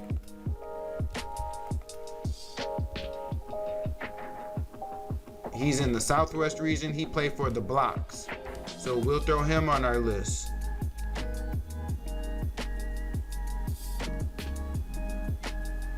All right, so that's about 5. I think that's about 5 point guards so far that I've added to the list. Here, let's check. Now remember, I already had some players on my list. I'm gonna keep this filtered on position. So I got 4 point guards that I added on the list, right? And you can see their overall rank. So these are all pretty good point guards. I may actually add one more so that we'll have 5, because we need 3 positions. We can do 5 players per position. And as you can see here, all of these guys are on an ABL team. And they're mainly in 2 different regions, Central and Southwest. And then let's look at, I already had some players on the list. Let's look at the players I had, and I'll tell you the reason why I had them. So this guy right here, Rob Lane, he was pre-populated on my list because he was a junior from the previous season that I had on the list. So he gets kept over, and he's in Oregon, so he's in the Northwest region. So that's another region I'll look at is Northwest. I try to keep the regions limited. I don't want to overspread it too much, right? So we're looking at Southwest, Central, Northwest, okay? Then the other position we were looking at was Fashawn Roy. I added him in doing this episode. Let's see what region he's in. He's local, a really local guy. He is, oh yeah, in South Dakota. So he's in our home state. and our home state is in the central region. So that's why you always want to make sure you look at players that are in your region. All right, so when we go to our targets and we look at all, so far we're targeting 3 main regions: Central, Southwest, and Northwest. Okay. All right, so like I said, I kind of told you a little bit behind what I look for and how I look when I'm at a smaller team. Again, I'm looking at how they'll fit. I'm looking at the other teams that they're interested in, trying to gauge, can I crack their top 5? Can I crack their interest level? So let me fill my list up. I don't want to, keep talking through it because it's just going to be longer and longer. So let me fill this up. I'll come back and I'll speak to what we got. A few moments later. All right, so I've gone through, we're back now. I've gone through and have selected the 15 players to start this list with. Again, remember, for this team, we identified the need. We have 3 open scholarships. We need point guard, small forward, power forward is what we look to add to this team. So here's the 15 targets. Mind you, these are all seniors, domestic, right? They're either national or regional. Mind you, no world prospects here, no JC guys. And these are all guys that are in the ABL. You see this? Every single guy on our list is in the ABL because, again, we want to be able to get as much information on them as well as build interest in these guys, right? Then I went through and I already took the time to set up the ABL schedule. So, here, let me go back here real quick, my bad. One thing I want to show.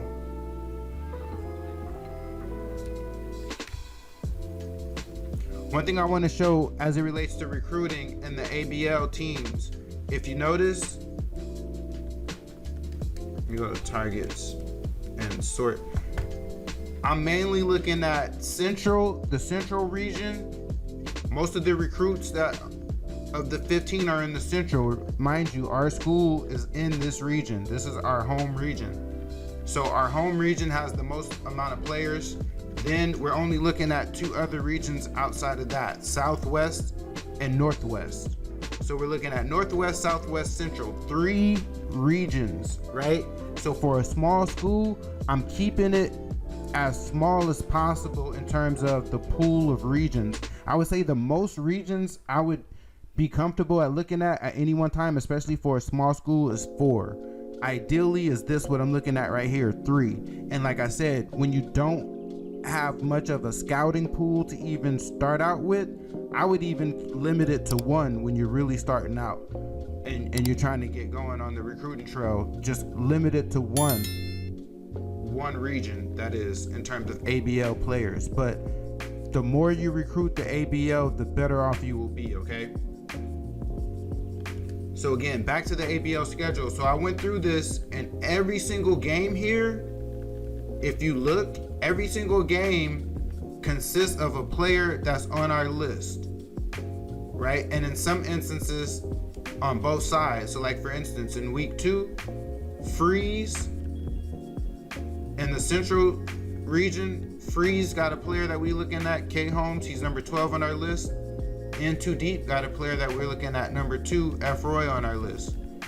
And number 8, Full Love, on our list. You see what I'm saying? So in every single game, we get coverage. So for these guys who are on our list that we're watching, and then you see these guys right here that are yellow, that we don't have a number by, that means that that's a guy who has already been scouted by our team previously, right? And we're getting coverage on these other guys who are not on our list in case we need to look at them later on in the recruiting process. So I can't overstress this enough in terms of your recruiting success and how to go about building your preseason list. So this is the list that we started out with. I'll go ahead and simulate through this, and I'll come back. Yeah. So I'll do all that. I'll come back once we're done, and I'll talk about what in-season recruiting looks like. All right, so we're gonna move right along. In this section of the tutorial, we're gonna break down the strategy behind in-season recruiting, and we're gonna go over the different phases of in-season recruiting and how you should think about attacking these different phases of recruiting while you're in season, okay? And excuse the redundancy, but that's just how we drill in these concepts and principles of the foundation and fundamentals of recruiting. Now, we're going to continue on as well with this South Dakota State example that we've been using throughout the tutorial. So right now in this example, we're at the top of the season. When you're in recruiting, when you're in season recruiting specifically, you can look at this as three different phases. There's basically that. This is how I look at it. I look at the in-season recruiting as three distinct phases. Okay. And here, let me go to the calendar to help illustrate this. So we're looking at the calendar schedule for this I was about to call them San Diego State, for the South Dakota State team, right? And on every schedule, you'll always see these two icons right here. Also, too, note, this is what I was referring to earlier when we were talking about scheduling. This is the Sunday row. You see how there's no games scheduled on the Sunday? If there were any games scheduled on here, that will completely throw your recruiting out of whack. Now, on every schedule, you're going to see early on, I would say, what is this? This is October, so then this is November. Okay, so then here, between, let's say, this is like the last week of November. Last week of November, first week of December, right around there. This week right here, this is the early signing period. So players can sign early between here and here, right? So when we look at the delineation of the season and how you basically chop it up, the three sections, here's how I look at it. This is section number one. This is our phase number one, right? Is right at the beginning of the season, and I'll break down and get into what you use that for. Phase number two occurs right at the end of this early signing period, right? And then phase number three is essentially what you do with the rest between that point and this point, which is the end of your in-season recruiting. Okay, so phase number one, at the beginning of the in-season, right when you come to the in-season, the very first thing you need to do, and what I'm going to do on this dynasty and then come back and break down and show you, is the very first thing you need to do in phase one of in-season recruiting is re-establish your target list. Okay, so I'm going to go back and go through re-establishing my target list and talk about the strategy behind that. But that's phase number one. Phase number two of in-season recruiting, at the conclusion of the early signing period, you want to do it again. So you re-establish your target list here, and I consider that one phase. The whole re-establishment of the target list, just that alone is a phase. And then at the conclusion of the early signing period, when you do it again, that is considered a phase in and of itself, just the re-establishment of that target list. And then phase three is basically the strategy that you take in terms of the approach for the remainder of the season. All right. Okay, so let's get into this. So when you're in phase number one, a couple things that you need to keep in mind, and what I'm going to show right now in this example. First things first, just like I mentioned earlier when we were talking about managing your rosters, and not being afraid to cut the dead weight. It's the same thing with this list. So even though, like me, if you took my approach, you may have put a lot of time into the ABL and your scouting in that sense. Don't be afraid to cut any of those players that you emphasized during the ABL trial, and don't worry about it, because you still get a lot of coverage, and there's still players that you weren't even emphasizing and going after that will emerge in the process. Okay, so just follow along with that. But the big thing that I want to emphasize here in this first phase of re-establishing your target list is to not be afraid to drop players off the list in the process of re-establishing the list. Okay, so that's number one. And then the next thing here I would say is, hold up one second.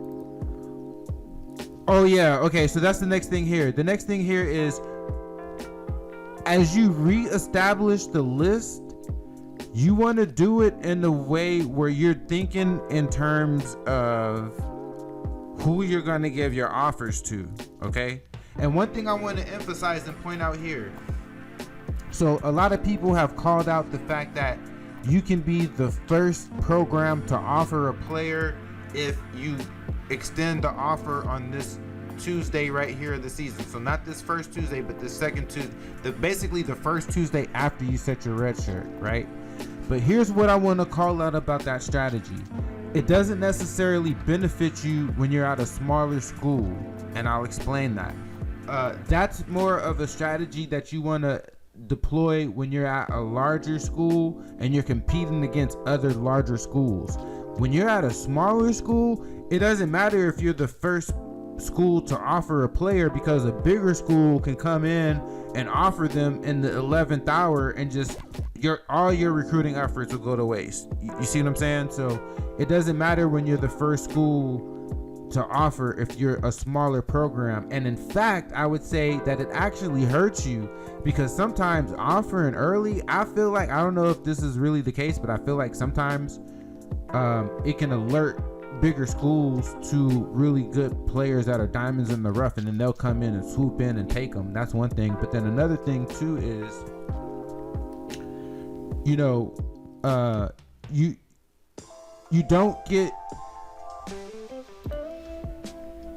don't get carried away recruiting players that you don't have a chance of landing, right? And sometimes you can do that when you offer early, or when you offer players that have bigger programs that they're interested in that have also offered. And I'm saying all this to say that sometimes the strategy for you as a smaller school is to sit back to see who has received offers before you extend your offer.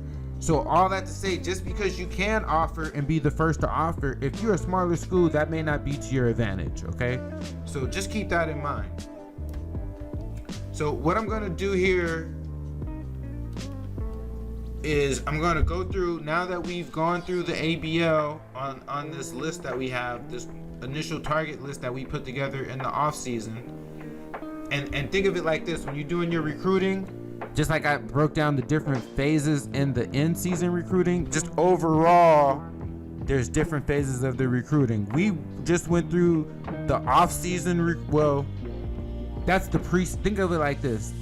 What we did just now, so far up until this point, after we went over the coaching profile, when we went through the whole scheduling and ABL, the scheduling and ABL, that's the preseason portion of recruiting. Then what we're going through right now is the in-season portion of recruiting. And after this, I'm going to show you the off-season portion of recruiting. So you can think of recruiting in 3 different phases or buckets, if you will, okay? And in each of them, it's all about building and maintaining your target list. So I went through already how to approach the preseason. Now let's get into the 3 different phases of the in-season. So on this first phase, when we're going to reestablish our list that we initially established in the preseason, what we're looking for here are players that we really are not going to have a good chance of signing, right? And that's players with a low interest. And I consider low interest really anything at this point, after we've done the whole ABL thing.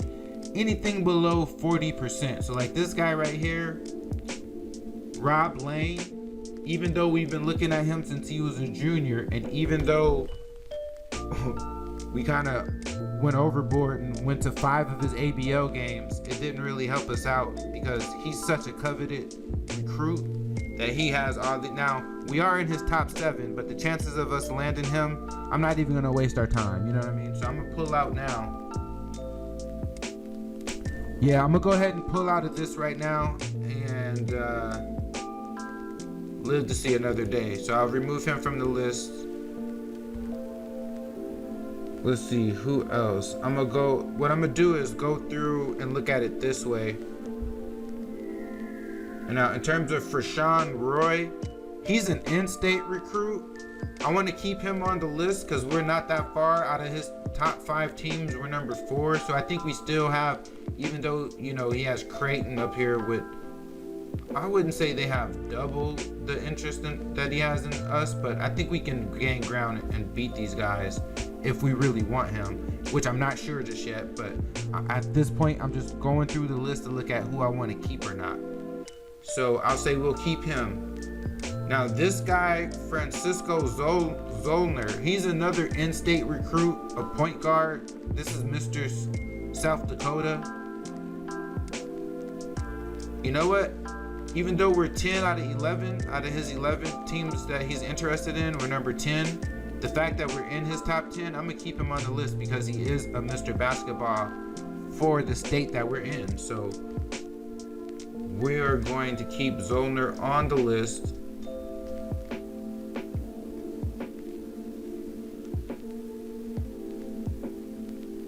Okay, now see this guy right here, Bucky Mariex. He has a top 6, meaning 6 teams that he's interested in. They only show the top 5, and you would think that South Dakota State is number 6, but that's not the case. He's actually not interested in us at all, or we're not in his top 6. So of the 6 teams that he's considering, he's actually not considering us at this point, even though he has a decent amount of interest in us. So I think with this guy, what I may go ahead and do, and even though he's at 49%, I might remove him. No, I'll keep him on for now because he has a high percentage. I'm gonna keep my eye on him. But see, here's another guy. It's similar with this guy, Jonathan Barnes. Same thing. He has a top 4. We're not in it. Here's the top 4 teams that he's seriously considering. We're right outside of that. So I think when it comes to Jonathan Barnes, I'll go ahead and remove him. All right, hold up. Let me take a note of this. All right, so we dropped Barnes off the list, a point guard. Here's another point guard I think I might drop as well. Steve Roy Dumont from Santa Ana, California. We looked at 2 of his ABO games. And similarly with him, I think we might go ahead and drop him. Here, let me look at this. I'm gonna look at these guys by position. How about that? Make it a little bit more organized. So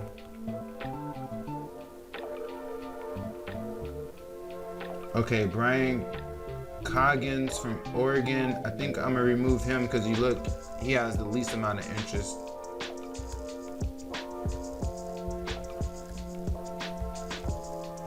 All right, I think I might roll with these 3 guys.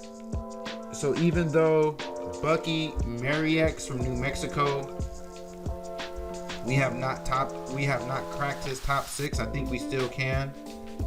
We went to 5 of his ABO games.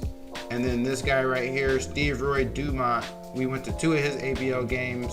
We're right outside of his top 7, but I think we can crack his interest as well. So these are the top 3. That means I'm gonna look for 2 more point guards to add to the list. Because remember, we're going after point guard, small forward, and power forward, and we're looking at 5 apiece. All right. Now the next, okay, so then the small forwards, I already removed one of those small forwards. You saw that was the dude who had 30% interest in us. These top two guys right here, I think I'm gonna keep them on. This dude, well, I'm saying that blindly, but Rico Full Love from Nebraska, he's Mr. Nebraska, as you can see, so that makes him a coveted recruit. Even though he's only a 2-star, he's still ranked and he's a Mr. Basketball for his state. We went to 3 of his ABL games. We're number 10 out of his top 10, so we're definitely gonna keep him on the list. Moises Cleaves from Thornton, Colorado. We went to 5 of his ABL games. You know what? Even though he has a top 4, we got outside of it, we're going to keep him on the list. He has us 50%. All right, and then these next 2 guys, let's see where we're ranked for them. Okay, I think I'm going to remove both of these guys. We only went to 1 of their ABL games for both of them, and their interest is relatively low, below 45%, so we'll let those 2 guys go. So we have now an opening for 3 more small forwards. And again, I'm just going through this to show you an example of the mindset and the strategy of how to work your list, to repeat and to reiterate and emphasize. This is considered the first phase of the in-season recruiting, where we just came from the preseason and we're re-establishing our target list. This is a very important step to do. You're always the recruiting. Here's keys to the recruiting. You're constantly evaluating and assessing not only the talent, the scouting, the attributes, and where you are with them, but you're always, you're being consistent. You have to be consistent with your recruiting efforts, and that's how you really, build a program. So for the power forwards that we had on the list, let's see. For Sean Roy, we're in his top 5. We went to 3 of his ABL games. We're gonna keep him on the list. For this guy, K.O. Holmes, we're out of his top 5. We went to 3 of his ABL games. Okay, Rushian Tran from Arizona, we definitely keep him on the list. We only went to 1 of his games. I think I can keep Pascal on the list. Okay, here's what I'm gonna do.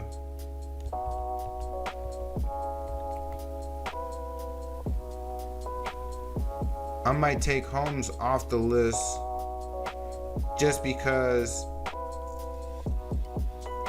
I'm not sure if we can crack his top 5.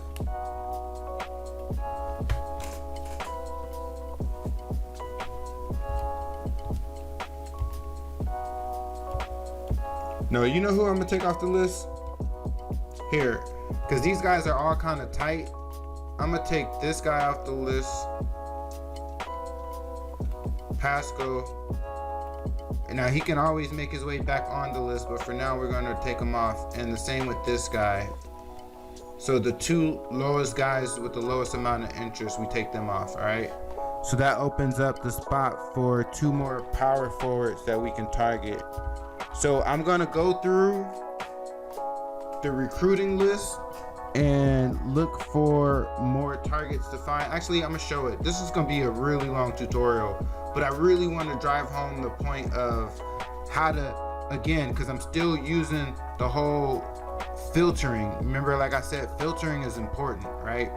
So here's what we're gonna do. We're gonna look to fill in those gaps, fill in those empty spots that we just opened.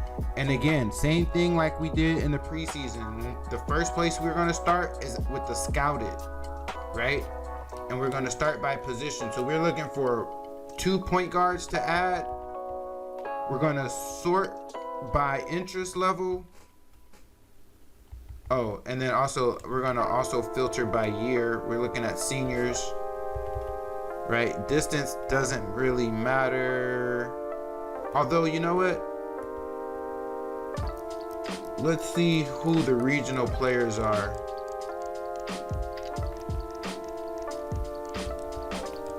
just to see who's close to us. You know, you always want to keep an eye on that, and you always want to know who the guys who are close to your program.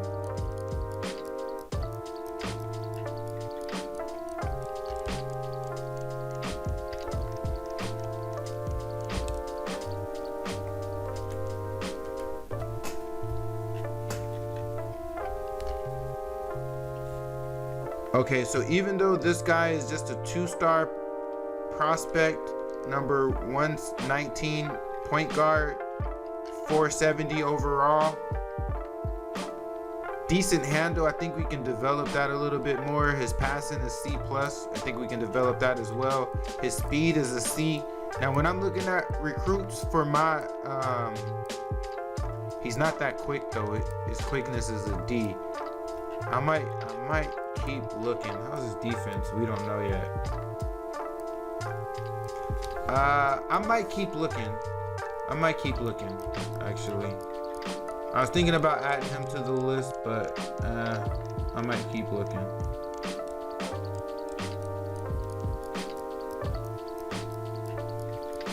Now this guy here, we don't know what his speed is. Wait a minute. Oh, hold on. We know that he's interested in other schools. He's not ranked. Okay, this kid Crawford, look at this. He only had 0.5 assists in the ABL. And you can see it right here. His handling and passing is low. His quickness is an F, so no. He's a no. He's a no-go. Same with this guy. So the guys who are local, if you look at regional and below, they're not really worth it. They're not worth adding on to our list. All right, let's look at the national level point guards. Now, when we look at national level point guards, let's do this. Let's sort by skill, right? So I want to look at guys who I've scouted and I know what their skill level is. And then from there, I'm gonna go back and look at interest to see who's over 40%.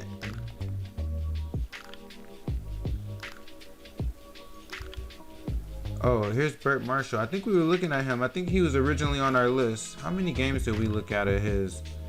We went to one of his games. We're number 4 on his list out of 5. You know what? I think I'm gonna add him to the list.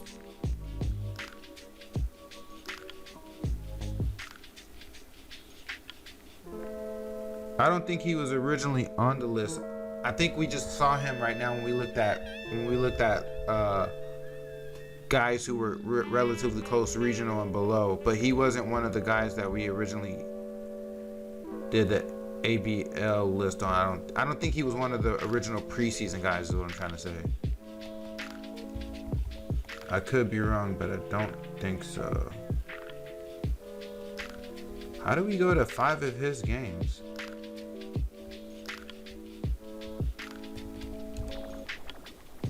Oh, he's in the Central. Yep, that's possible.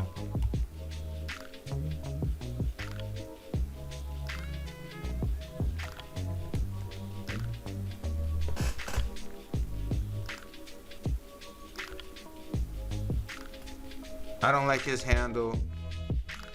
See, you gotta really look at what's available to you beyond just the stars and the ratings. The stars and the ratings, that's just the starting point. You know what I'm saying? Like how they say, with attraction, looks can get you in the door, but it's like the other stuff that'll keep you there. The stars are just the looks that'll give you a deeper look, but then you gotta really have what I'm looking for, you know, or have something I can work with, basically.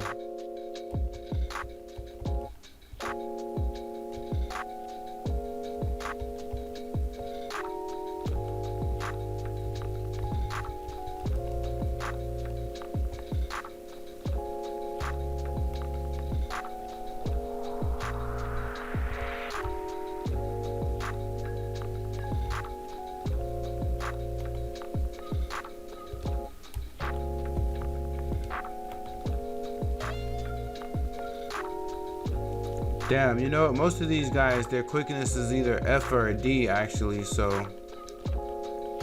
I'm not gonna get caught up in that.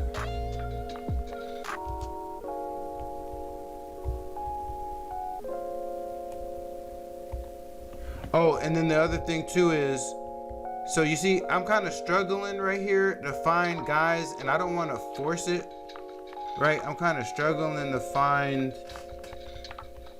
new point guards to add to the list. I did add one point guard to the list, that 2-star guy, this guy Burt Marshall, right?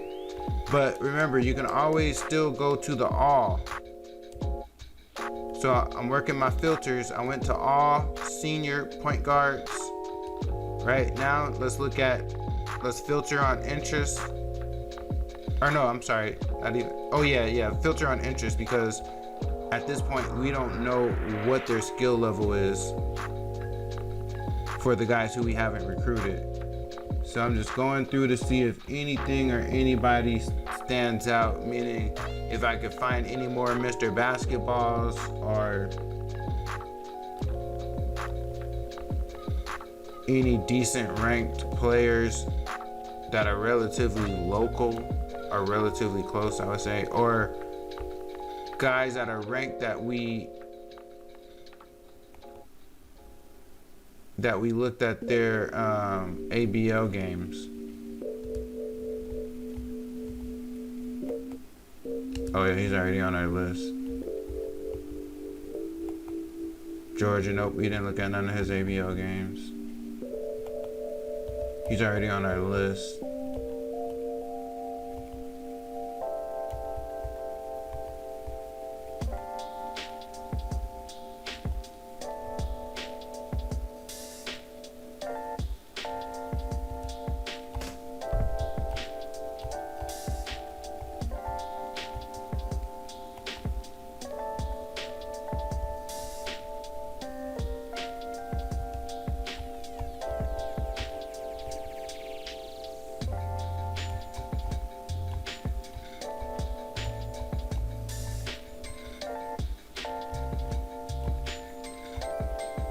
I'm just skimming through, looking at if the player is ranked and looking at their location.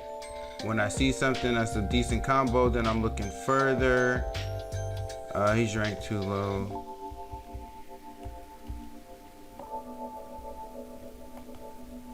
I think we did look at some guys in Oregon.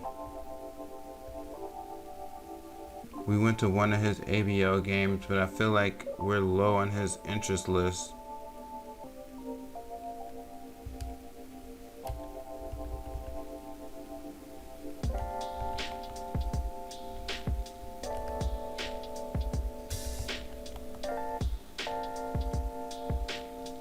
His handle is low, but his passing is decent. He can shoot.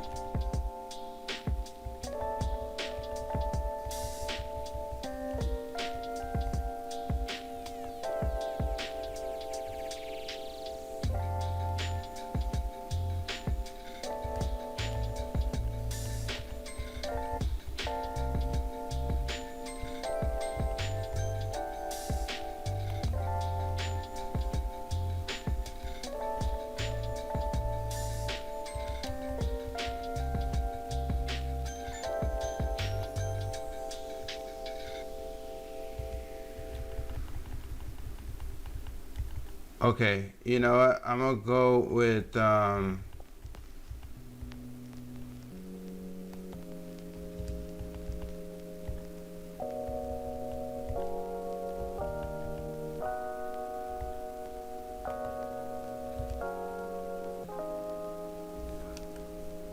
now we just add this dude from Oregon.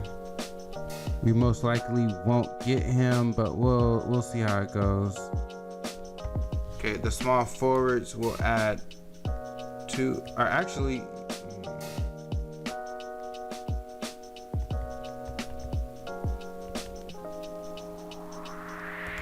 here, let me do this real quick. Let me go to all shooting guards, skill.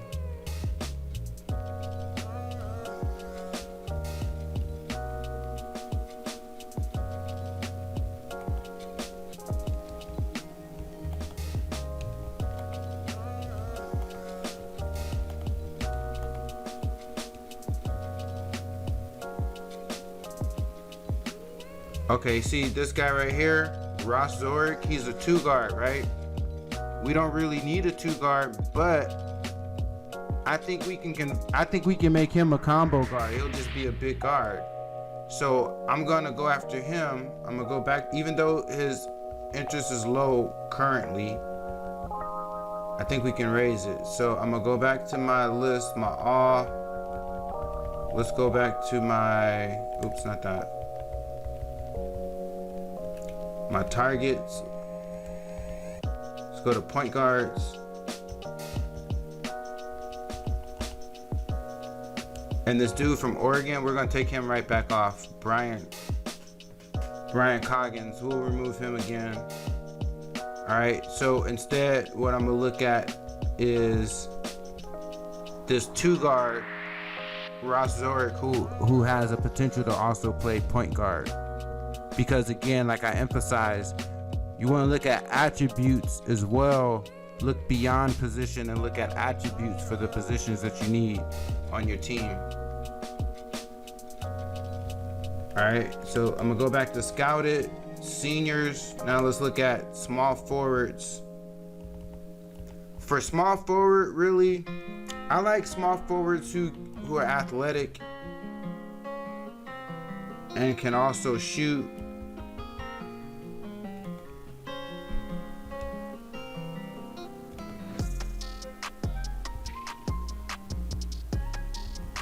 So here, I'm gonna take it from the top, and I'm just looking at guys to see where we stand compared to the teams that they're interested in, to see if we can find somebody who is relatively interested in us. Like this guy, for instance, right? I would add him on the list. We went to one of his ABL games already. Now this is blindly. I still need to check his attributes. He only has 3 teams on his list. We're relatively even with the 3rd team on his list, so we can get on his list easily. He's a small forward. Wait, hold on. Now here's what we know about him. His athleticism is a B+, his intelligence is a B, his size is a B. He's 6'6", 199 from Tacoma, Washington.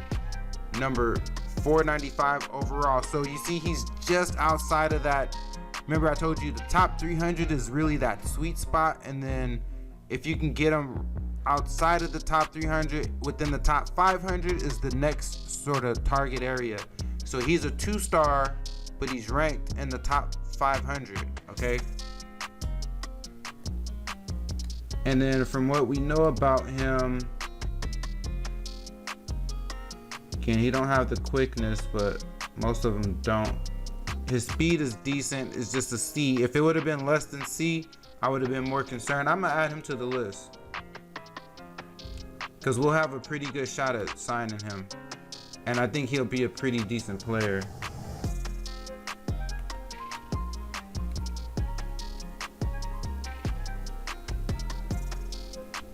Now see, here's a guy I would have considered, but he has some pretty big name programs on his list that he's fairly far along with, even though he's only has 3 teams on his list.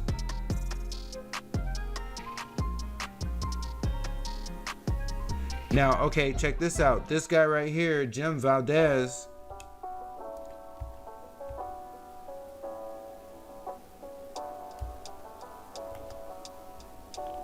The reason why I would consider him, he has a top 5. We're right outside of it, but we're not that far off. And he's not too far into his interest to where we can't overcome it, right? So I'm gonna add him to the list. I think we have room for one more small forward.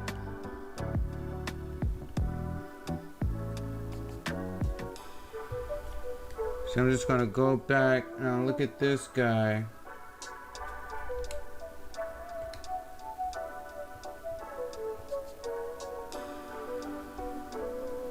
Okay, now look at this guy from Riverside. He's in the top 500. He's a 3-star.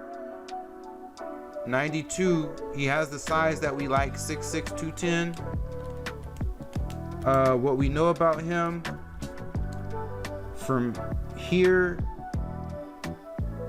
he don't have the quickness or the vert, but most of them don't, so we're not gonna judge him too harshly on that. But the speed he has, C+. That's good. His shooting is decent, C, B minus, C. And for a 3 guard, a power forward, we're not looking for the best shooter in the world. And then when you look here, his athleticism is a B plus. His shooting overall is a B. So yeah, I want to add him to the list. This will be the 3rd guy. And another thing, we went to one of his ABL games. He only has a top 2 between UC Riverside and CSU B, which is that?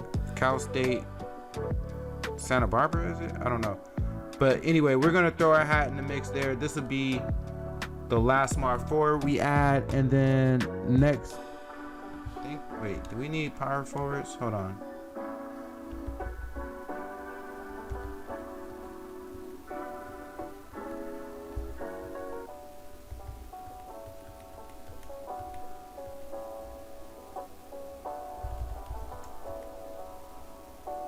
Oh yeah, we do. We need 2 power forwards, so we only have 3 on the list.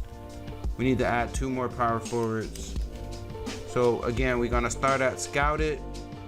Power forward, I want guys who can rebound, so I'm gonna sort on rebounds. But then I also need guys who are interested, who have a decent size, right? Remember, trying to get them at 6'8" and above at power forward. And even though I know they grow, it's too much to try to take that risk if I don't have to, like sometimes you might end up with an undersized power forward just out of necessity. But if you don't have to, then I would advise not.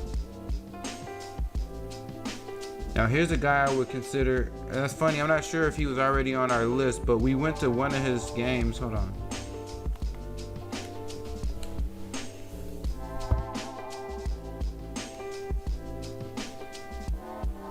His rebounding is an A minus. His shooting is a B.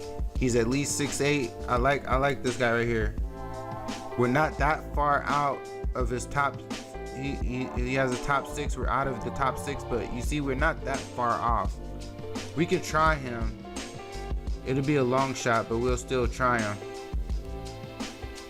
And then let's see, who else can we add to the list?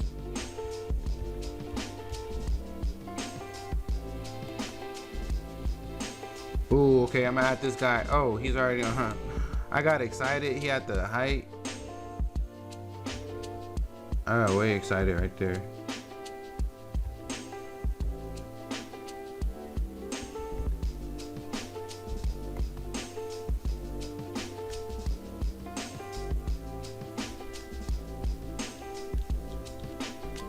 So you don't get fooled by these players who are not ranked.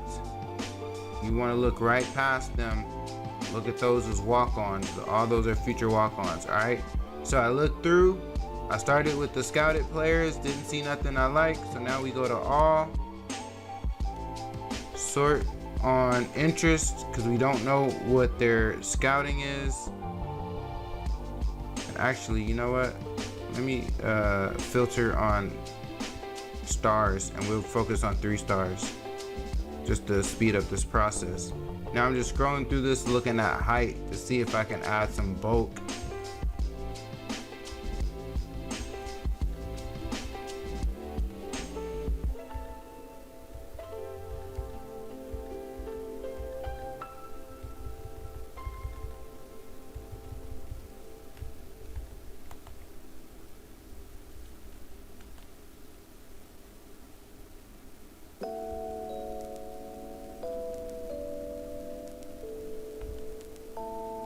See, I go through fast. I'm just looking at players who don't have much going on in terms of interest. Like, here's one guy right here from Oakland. We went to one of his ABL games. He has the height. He meets the minimum 6'8", at least 210. We don't know what his speed is. He's a decent rebounder. We can work on him with that and develop that. His rebound is at B+. His intelligence is B. We'll add him to the list. All right, so now we have our 15 players on the list, okay?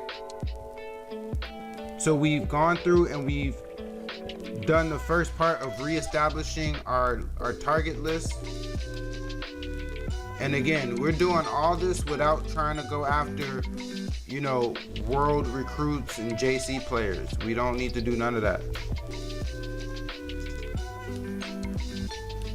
All right, so I come back and I look at all the players that are on the list now, right? So now it's time to order the list. We need to find the order for the list. So the way we do that is it's going to be based on scholarships. We got 3 scholarships available. We need a point guard, a small forward, and a power forward, right? So let's do it this way. Look at the point guards we got. Of all of them, I'm going to go after this guy right here.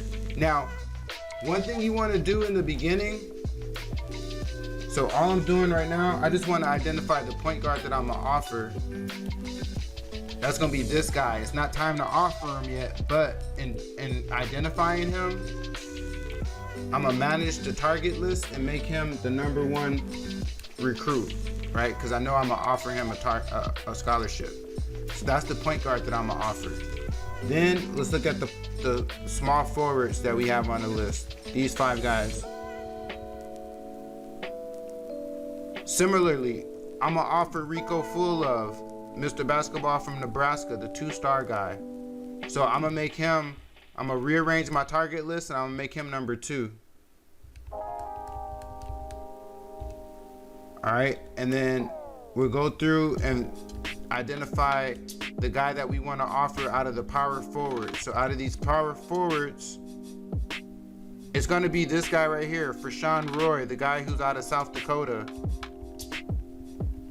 He's a 403 overall, but I think we'll have a good shot at getting him because he is a in-state guy. Oh, and look at that. He's already #3, okay? So then I'm going to go back and pull on all. So these are the 3 guys who I'm going to spend my 3 scholarships on when it's time to, right? And then everybody else, here, I'm just going to rearrange it based on interest level.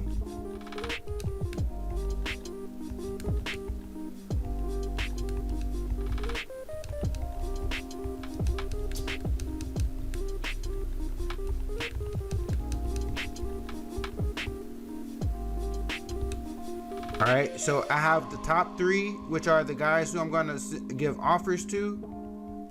And then everybody else from 4 through 15 is based on interest, right? Now, with this very, very, very first recruiting week of the season, what we want to do is go through and make sure we request game tape on everybody on our list. Okay, and I'm going to do that with my best scouters. So the best scouters in order are going to be the head coach and then the first assistant, because he's a B- and he's a C. And hopefully we won't need this guy to do any scouting. So I'm just going down the list, requesting game tape from everybody.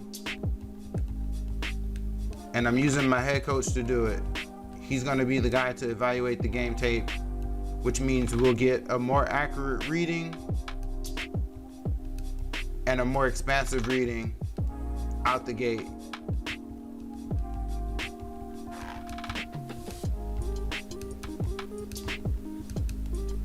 Right? So we used our head coach for all those. And then the next thing I'm gonna do is look at, okay, now remember, between home visits and scouting, we have 5 total, okay? We can do a maximum of 3 home visits or a maximum of 5 scouts, but 5 between the 2 of these. Home visits way more than scouting.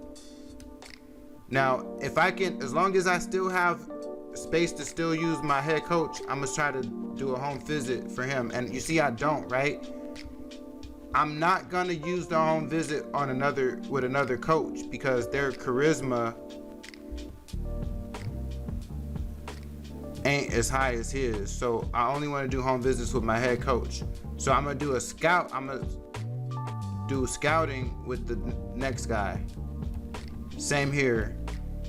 We're going to do scouting with the next guy to just get the better read. And then with these last points we have remaining, we're going to do phone calls with the assistant coach that has the most charisma, because the head coach, I think we're out of points with our head coach. So now we're just doing phone calls, and until this coach with the highest charisma runs out of points, we're gonna exhaust all his points. Now you see we have no more phone calls, so now we're just down to emails. Everybody else gets an email.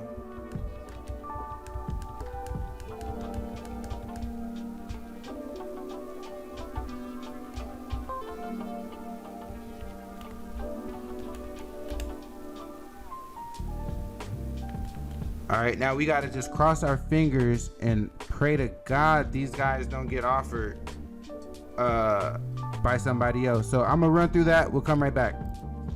Oh, actually, real quick. Okay, one thing I want to state. If you haven't run out of points, one thing you can do is you can go to Scout It, and you'll go beyond players, right? These are all the scouted players. And one thing you can do is if you still have points remaining, this will be a way to spread things around, and you can really go after juniors at this point, really too, right? You can go to the juniors, scout it juniors, and with your extra points, send emails out to them until you have no more points, right? This is how you really get the most out of your recruiting. I forgot to show this. So we do this mainly during the season, but we'll also do it in the off season too. And I'll do this with both juniors as well as seniors. The way that it helps with seniors is that, you know, as you make your way through recruiting, if you don't land somebody, but with the seniors, I don't do this sort of thing until basically that third phase of recruiting, the third phase of in-season recruiting, which is after the second, which is after the early signing period. Remember I told you after that second phase where you reestablish the chart. So in this first phase, I'm just going after juniors because we can't contact sophomores and freshmen. So right here, and I'm just, of all the juniors that we've scouted, I went through and sent emails to all of them. So that's getting coverage in our recruiting. So now they heard of us, we made contact with them, right? That's gonna pique their interest. And then after I'm done with them, if I still have points, I go to all, and I do the same thing here. And this is no discrimination to anything about them. All I'm doing is using all my points and getting our name out there. This will just come back to help me later on in the process, but this is just a way to use all your points. And you don't even have to spend too much time in overthinking this phase or this portion of the recruiting. It's just, this is how you optimize and you maximize all your points. You don't leave anything on the table. You use all your recruiting points, and this is the strategy behind how you use it, right? Is after you set up your target list and you use all the points that you're going to use on your targets in the early stage, in these first few games, all we're doing is making sure we're sending emails to all the juniors out there. Now, if you want to, you can get more, strategic about who you're sending them to, but it's a pretty long season, and if you don't want this to be too grueling, you could just do for coverage and do like I'm doing right here, where I'm not really even thinking about it or looking at it. I'm just sending out, we got points to send, I'm sending out these points, you feel me? And I'm getting coverage, and that all these guys are going to be hearing about our school because they got these emails and they getting them as juniors. So, over time, this helps with their interest level. And you'll be surprised at how many points. Look at how many points I got, bro. This is like a never-ending cycle of points. Look, that assistant coach don't have no more points. My head coach don't have no more points. But miraculously, my third assistant, he still got points to give. He still got emails to send. You see that? And we're just getting coverage. coverage. I think of it as coverage. Like all these recruits that I'm emailing. Okay, did I run out? Okay, I finally ran out of points. All right, so that's how you get the most out of your recruiting. And we do that over and over. Now, what I want to show too before I fast forward to the point of the first signing period, I just want to show, you know, the strategy behind how we do our offers, okay? Now remember, I'm still under what I'm pushing is, yes, you could be the first one to offer, but that's not really gonna help you when you're a smaller team, right? So when we get to the second week, we do the recruiting as you normally would. So we arrive to the second week, I still have my eye on these 3 guys as the 3 guys who I wanna make offers to when it's time to make offers. Damn, you see Creighton gonna steal 2 of them.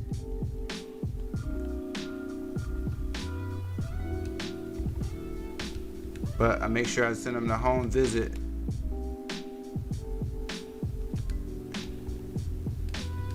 Get him a home visit. And get him a home visit. Now, one thing you need to keep in mind with the home visits, the guys who are going to be the furthest away is going to be like how Rico Full Love was, where the home visit is going to cost 105 points.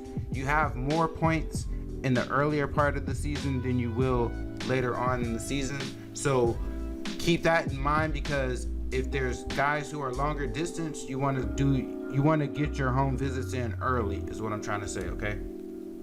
So now that we're left to 15 points left, or 19 points left, these are my main guys who I know I want to send offers to. So I'm going to give my calls to them, even though I'm going to give them a call and an email. So even though I did visits, I'm going to give them a call as well, because they're the top of my priority. Then everybody else on the list, on my target list, my main target list, they get emails from the head coach until I run out of points, right? So boom, that's all of them. Then keep this contacted list in mind, right? So as we contact other guys, so we're gonna send them emails too. The guys are on our contact list. Okay, now the last time we did this, last week we focused on juniors. This week we can say, hey, you know what? Let's go to all on the senior side. We can put this on, interest, sort by interest, right? And we can just go down the line. Actually, here, make it 3-star guys. We can go down the line and send all these guys emails to get coverage. See, so this is the same concept of what I did with the juniors. I'm gonna go through this until I exhaust all my points, and then I'll come back. All right, so I went through and I maximized all of my recruiting. And again, like I said, I don't do the early scholarship offer bid. Now, here's what we do. We're gonna go through and we're gonna see who got early offers, because that's gonna determine who we're gonna stay away from or not, and if we need to adjust our. See, this guy, it doesn't matter for Rico Full Love. It wouldn't have mattered if we would have offered him early. Creighton was still gonna pretty much get him. We're not gonna be able to beat Creighton. Now, when it comes to Frisco Zollner, the point guard, nobody gave him an early offer. So for him, we're definitely gonna go after him. Send the head coach again. So remember, it's the small forward who we're gonna take off and replace. So keep that in mind. And then our third guy on the list, for Sean Roy, he didn't get an early offer either. So we send the coach back to him. So remember, keep in mind, this to do Full Love. We're now number 6 on his list, but being that he got that offer from Creighton, I'm gonna go ahead and remove him as a target.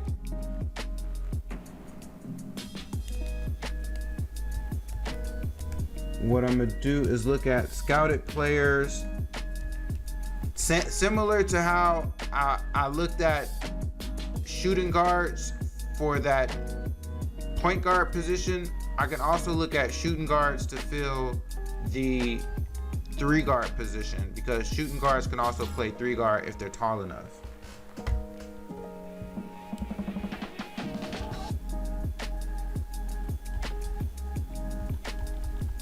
I like my small forwards to be at least 6'5" and above.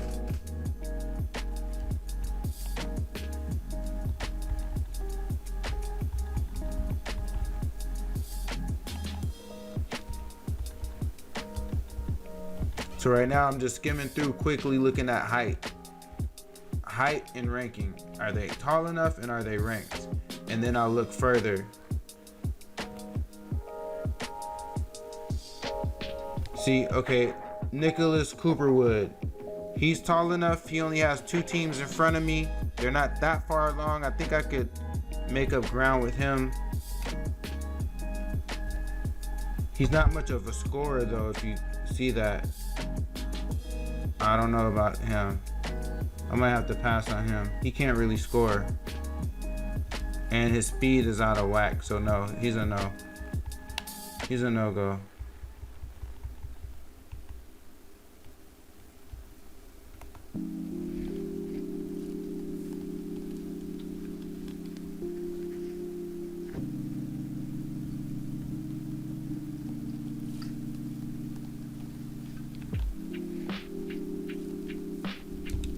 All right, I looked at all the scouted 2 guards. Now I'm gonna look at the all, go through the all for the 2 guards. But this time I'll filter by interest and quickly just scan through.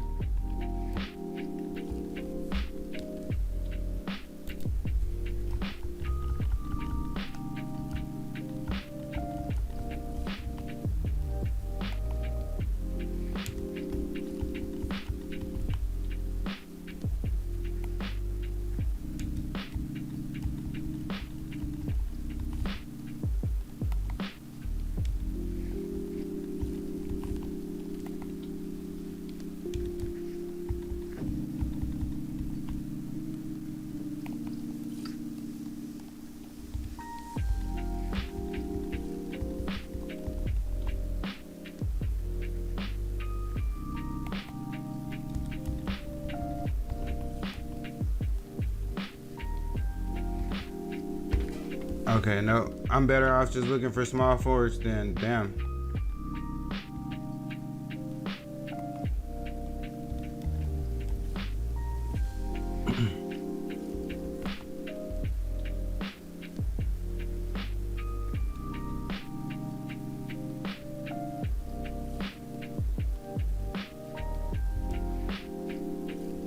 You know what? I'm gonna add him back to the list. I'm gonna go ahead and go for him. If we don't land him, I'm talking about full love here, we'll just defer to another guy that's on the list. So I'm gonna make full love my #1 target, and I'll see if we can beat him. I doubt that we can, just because, you know, Creighton is a bigger program, but we got backups. That's the reason why we're going after all these other guys. So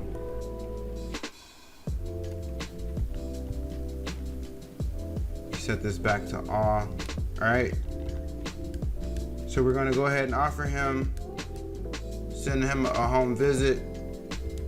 Same thing, our calls go to the guys at the top.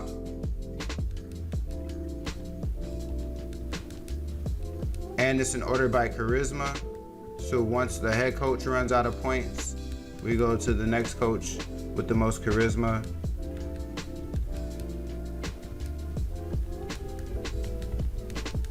Then everybody on our list gets an email.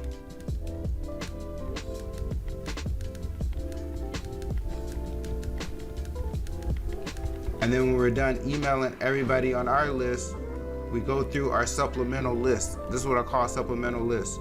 First, it's the contacted. right? So the guys who are on the contacted list, we send them emails. Then I'll flip back, and guys on scouted, we can do this two ways. We can look at seniors that are scouted. We can sort this by seniors or juniors. I did juniors once, I did seniors again. I'm gonna do juniors again for this one. And then we're gonna wash, rinse, and repeat all the way through the early signing period. I'm gonna come back at the end of the early signing period. So just know in the background, I'm gonna keep doing this over and over. I'm gonna come back and show the updated results at the early signing period, and then show how at that point you would rearrange your target list again. Okay, hey, real quick, so we're a few weeks along here, but I just wanted to stop the simulation to come back to show we made some progress in the recruiting. So here's where we are. Here's the top 3 that we have that we have offered. As you can see with Rico Full-Love, we're now number 2 on his list.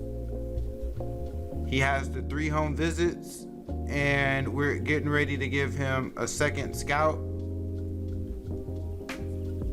For Sean Roy, we're still the only offer for him, and Zollner still the only offer for him. So that means we're in good shape. But here's the really good thing: when I went to go do Full Love's recruiting, he's now available for a visit, an invite to the campus. So he's ready for a campus visit. So that's big time. That gives us a chance to really sign him. And I think when that happens, we're now relegated to only phone calls from here on out, but we'll be able to call more people. So now from here, I'm gonna pretty much use all the points that I have left, and we keep doing what I've been doing, which is first use all my call and email points on everybody on my list, and then use all my email points on all the juniors on my scouted list. If I still have points from there, I use all the email points on the seniors on my scouted list. So I'm gonna do that and keep running on with the simulation and come back with updates.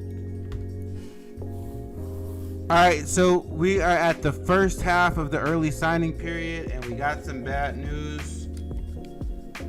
We lost Full Love to Creighton. So that's that. We'll go ahead and remove him from the list. The other 2 guys are still on there. Then these are the other guys on our list that we lost. We'll go ahead and remove them off the list.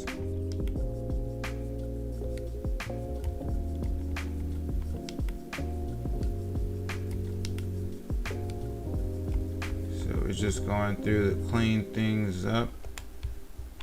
All right, so here's our new list.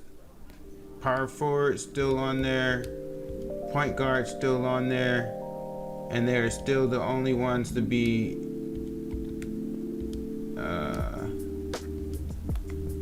okay, yep, he got his 5 in. We'll get his 5 in. We'll get his 5 in, and we'll see if there is a small forward that we would like to offer.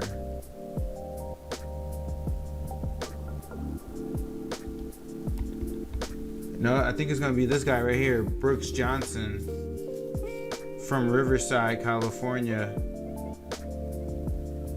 We're number 4 on his list. We're gonna move him up to the number 3 spot on our target list.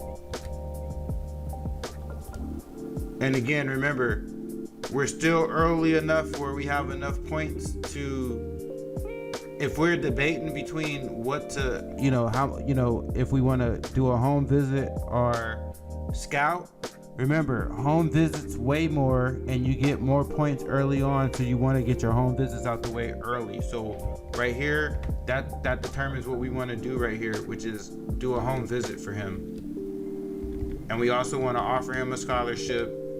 Oops. Give him a phone call and an email, okay?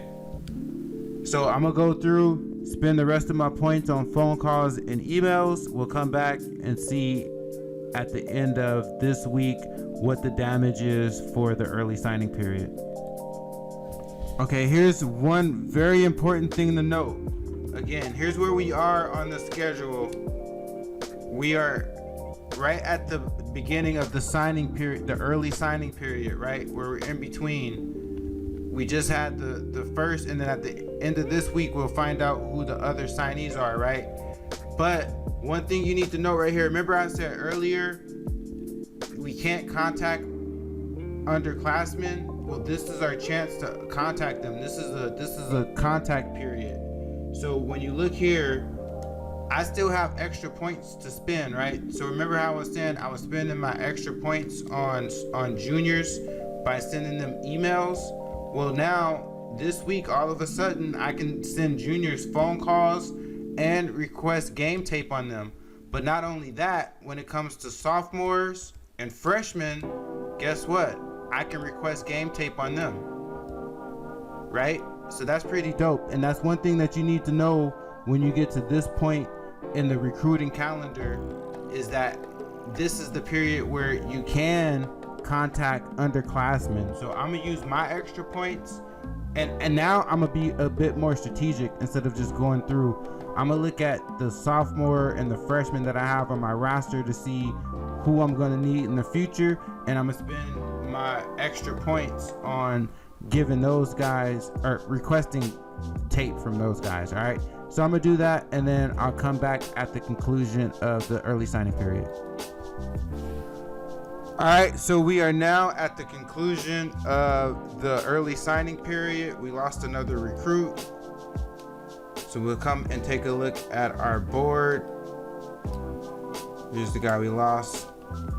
So the top 3 guys that we have offers out to are now set for the remainder of the season. The next guy is ready for an invite, an on-campus invite, so that's good for his prospect of signing.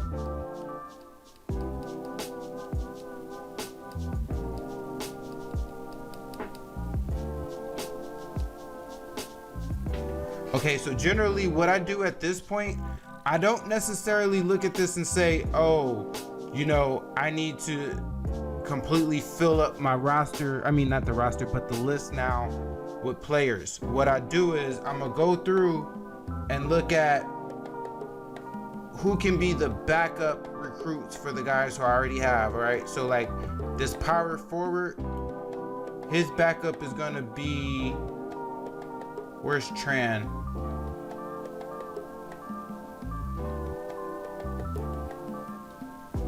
It's gonna be Tran. So Tran is gonna be our number 4 guy. I'm gonna move him up. All right, so you see I'm doing, the top 3 guys are the guys with offers, a power forward, a point guard, and a small forward. Then the next 3 guys are gonna be their backups. So Tran is a backup. He doesn't have any offers. Now this guy has an offer. I'll keep him on my list, but he's not gonna be a topper priority. Same with this guy, he has an offer. Now this guy, I'll move him behind Tran. He'll be the new number 5. I'm just showing you how I would go through to prioritize the list. All right, and then this guy, same thing, he has an offer. So these bottom 3 guys who have offers, I'll leave them on the list, but I'm not gonna prioritize them, right? And then these guys here, so basically, if I'm gonna add seniors to this list, I need to add a point guard and a small forward. So I'm gonna go do that and I'll come back. All right, so for the conclusion of the second phase, where I said, we reestablished the list, we basically, the gist here is to clear out the list of, the guys who already signed who signed to schools. And then I added a few more. So starting with this 6'5" point guard from Fresno, California. He's just a 2-star guy, but he's ranked 603 overall, 130 point guard. I added him because of his height. We went through one of his ABL games. He only has 4 top teams, and we're one of the top 4. Next guy I added was this Dean Cover guy, another point guard. He only had 1 other guy on his list, and we went to one of his ABL games, and he had decent attributes. You see that speed there. Now this tall guy, he doesn't have the speed. But again, he has the height, so we can think about moving him to another position. He can actually get moved to small forward. All right, then we added this small forward, Bynum. We're low on his list. Number 6 out of 7 teams. You see that real low interest, but we went to 5 of his ABL games, so I figured why not add him. And then we added this small forward. He only had 2 other teams on his list. Actually, let me take him off. He's non-ranked. I'm tripping. See, that's when you get caught up not paying attention. But it's a good thing I caught that. Remember, non-ranked players is the equivalent of recruiting walk-ons, okay? So that's the gist. At this point too, what I do sometimes, I'm not gonna do it here with this team, but sometimes what I'll do as well is I'll go through my list. Actually, you know what? I will do it here. If you look at the list of juniors that we have that are interested in our school. Now, juniors, I would say focus on 4 and 5 stars, because sometimes they'll lose stars as they get older instead of gaining stars. So hold on real quick. Let me look at the juniors I'll need. Okay, so for this team, I'm gonna need centers for the juniors. They're gonna have to be, so there's really only, okay, hold on. Let me look at all. So the centers on here that have decent height and decent stars here. Let me at least look for the 3-star guys. And as you can see, they're really not in our region. But I might make the exception for this Florida kid. So here, I'm gonna add him to our list. See if there's any 4-star guys. Ooh, a guy from Illinois, he got decent height. I'm gonna add him to the list. 5-star guys. There's this guy from Texas. I'm gonna add him to the list. All right, so I'm adding juniors to our target list. So throughout the rest of this season, I'm gonna be giving them points for phone calls and emails. And so this is the point in which I incorporate underclassmen. One is what I showed during the signing week, where I'll send, I'll request recruiting tape from sophomores, freshmen, as well as juniors. And then after the conclusion of the early signing period, that's when I look to add juniors into my target list. I usually don't add sophomore or freshmen. Sometimes I do. It all depends. It's a rare cases that I do, rare exceptions, but I definitely do look to add juniors at this point.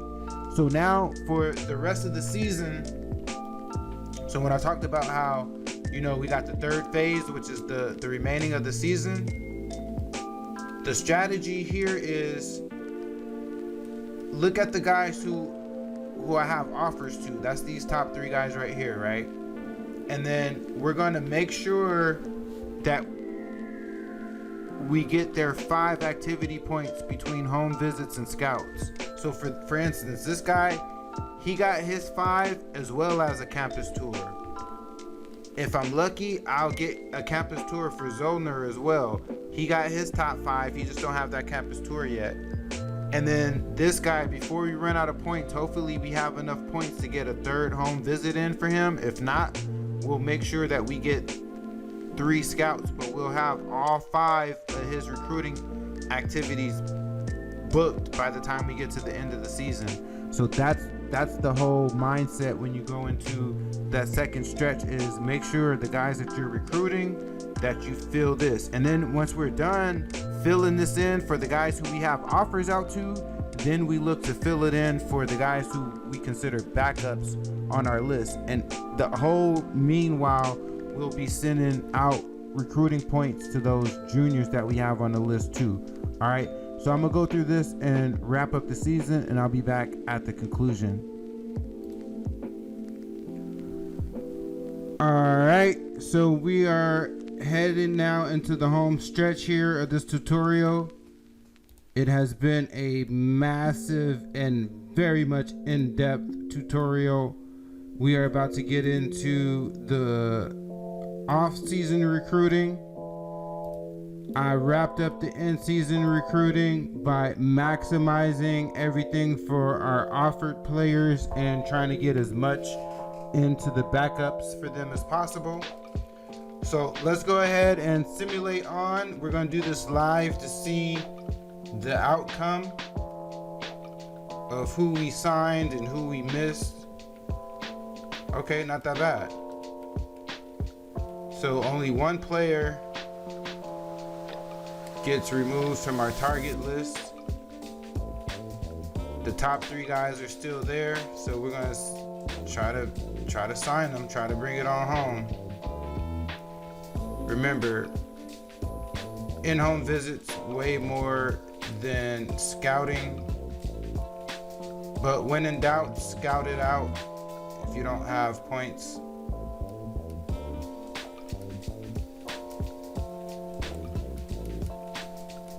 And I'm just making sure I'm getting something to all my top guys, getting emails to everybody else.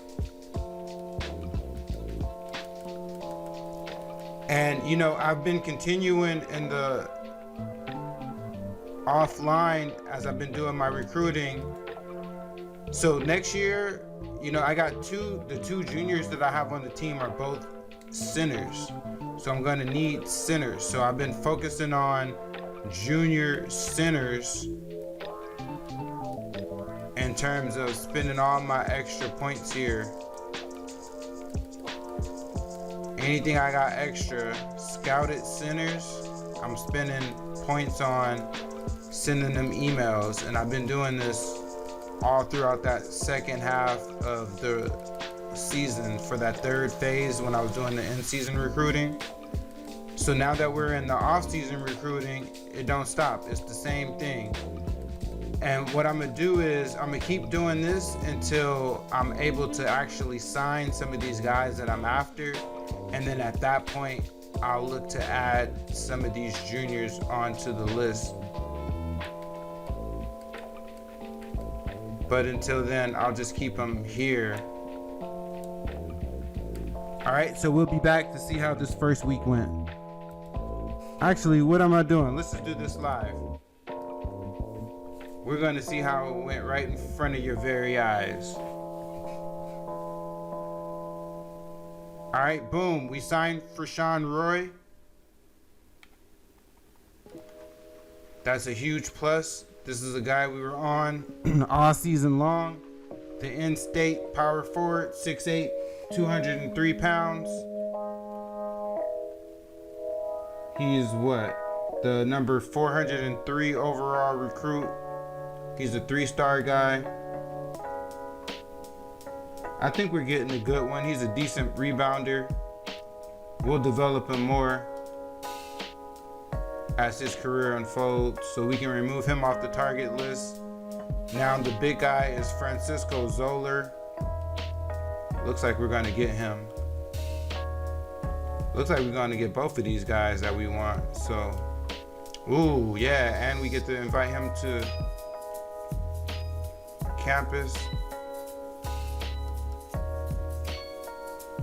That's major. Okay, with the phone calls, I'm gonna give my phone calls to these juniors. You see how we can request their tape?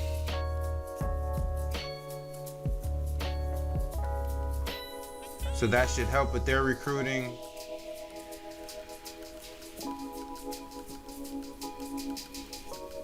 Because you know they're on deck. And we're gonna do the same thing here.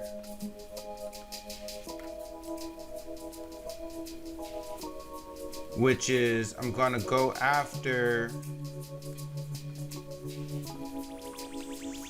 scouted juniors who are centers, right?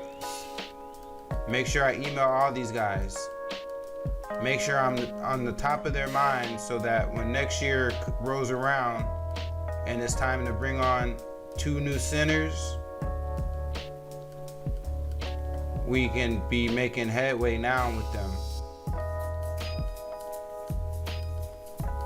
So it won't be as much of a struggle. It's still going to be a struggle, but this way we lay the groundwork so that it won't be as much of a struggle. You feel what I'm saying? And it seems tedious, but this is what you got to do. And like I was saying earlier, you got to stay consistent and disciplined with your recruiting efforts. Whoa, I cut myself off there. You got to stay consistent and disciplined with your recruiting efforts throughout the long haul for you to see results and to reap the benefits. All right. All right, so let's go through and simulate this week and see what we got. Hopefully we sign that point guard who is Mr. Basketball for South Dakota. Number 5, number 6, we don't care about. Okay, we did not sign him yet.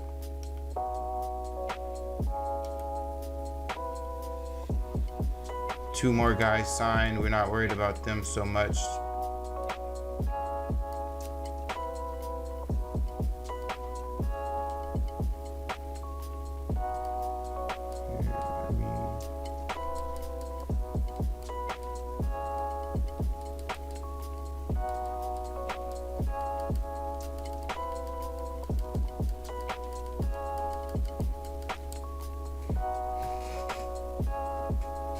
All right, and I'm remaining disciplined. I gotta do it. It seems tedious, but it's going to pay off. Trust me, it's going to pay off because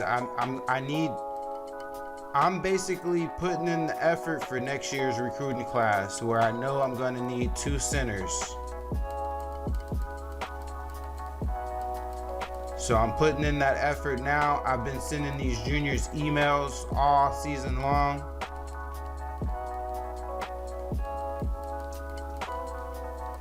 And I expect to see the fruit of my labor. I expect to see this all.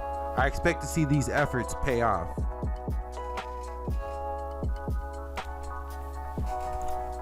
All right, so let's go. Time to simulate on to the next week. Hopefully we can sign somebody.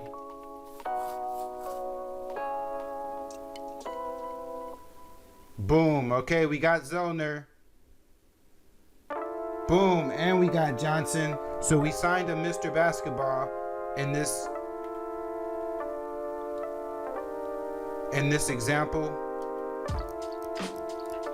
So we can move him from the list, remove him from the list. At this point, now that we've signed all of our scholarships, see, we have the 3 scholarships and we have no more available. We can remove all the seniors off. Oops, I didn't mean to do that. We can remove all the seniors off of our target list and now just focus on juniors.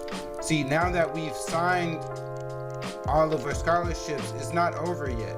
You know what I'm saying? Now it's time to focus on next year. So before I do that, I'm going to reestablish my list again. But before I do that, let's take a look at what I was able to sign. So we got a point guard, number 208 overall, and a Mr. Basketball for the state of South Dakota. This is a big time get, y'all, for this program.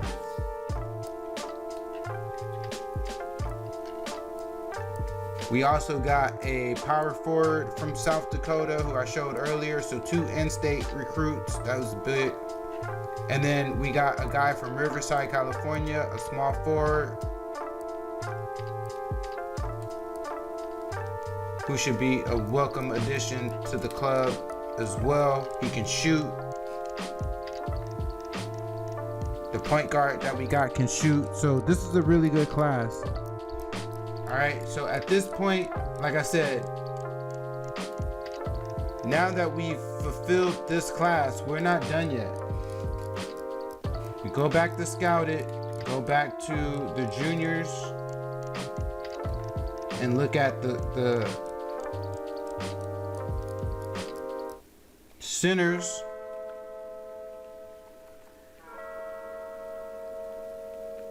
And now I'm looking at the highest rated guys.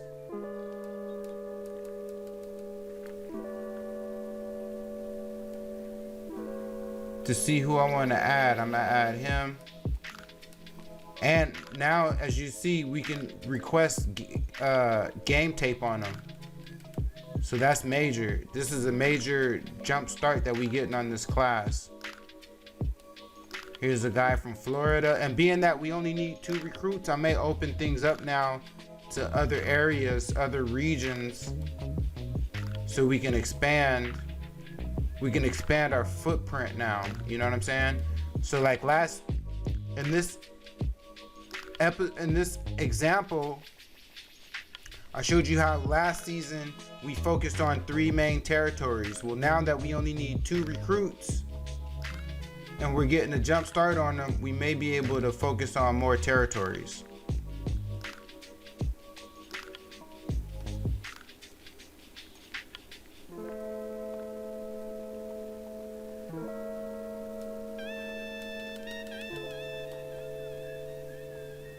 I'm adding guys who have good height to the list.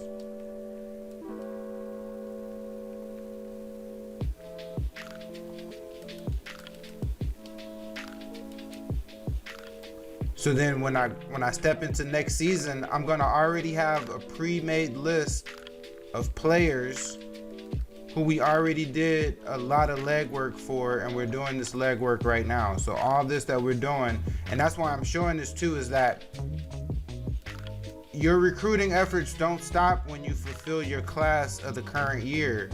You're supposed to keep going.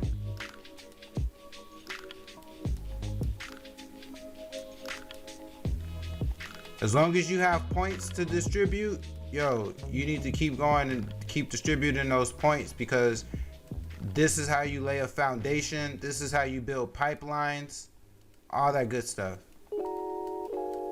So you see,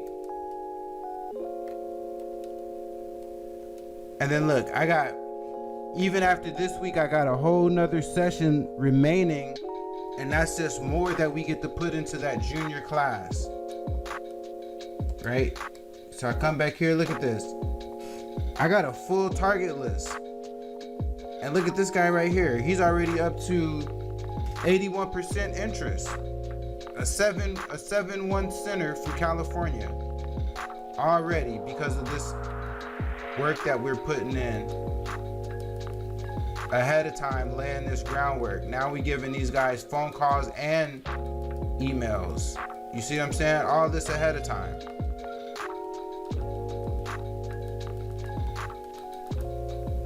And it's my head coach who's putting in the work, you know?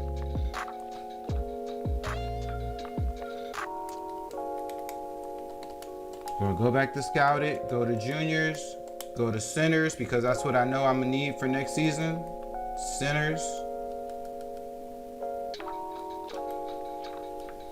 You can add him to our list. You can add him to our list.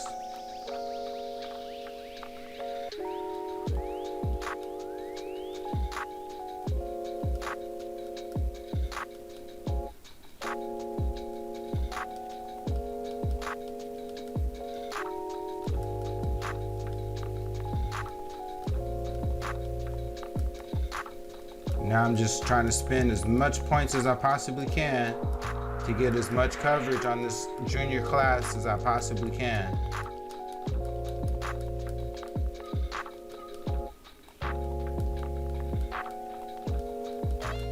And just think of this as doing due diligence, you know what I'm saying? Like, again, I'll repeat, just because we filled this class, that does not mean that the recruiting is over. We go to the maximum. We try to optimize the recruiting as much as possible, always with an eye on the future for the next year class.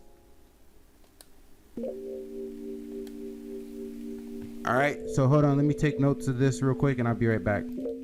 All right, boom. So now that that's complete, we can go ahead and advance to the next season. And I'm not gonna go through the whole thing again.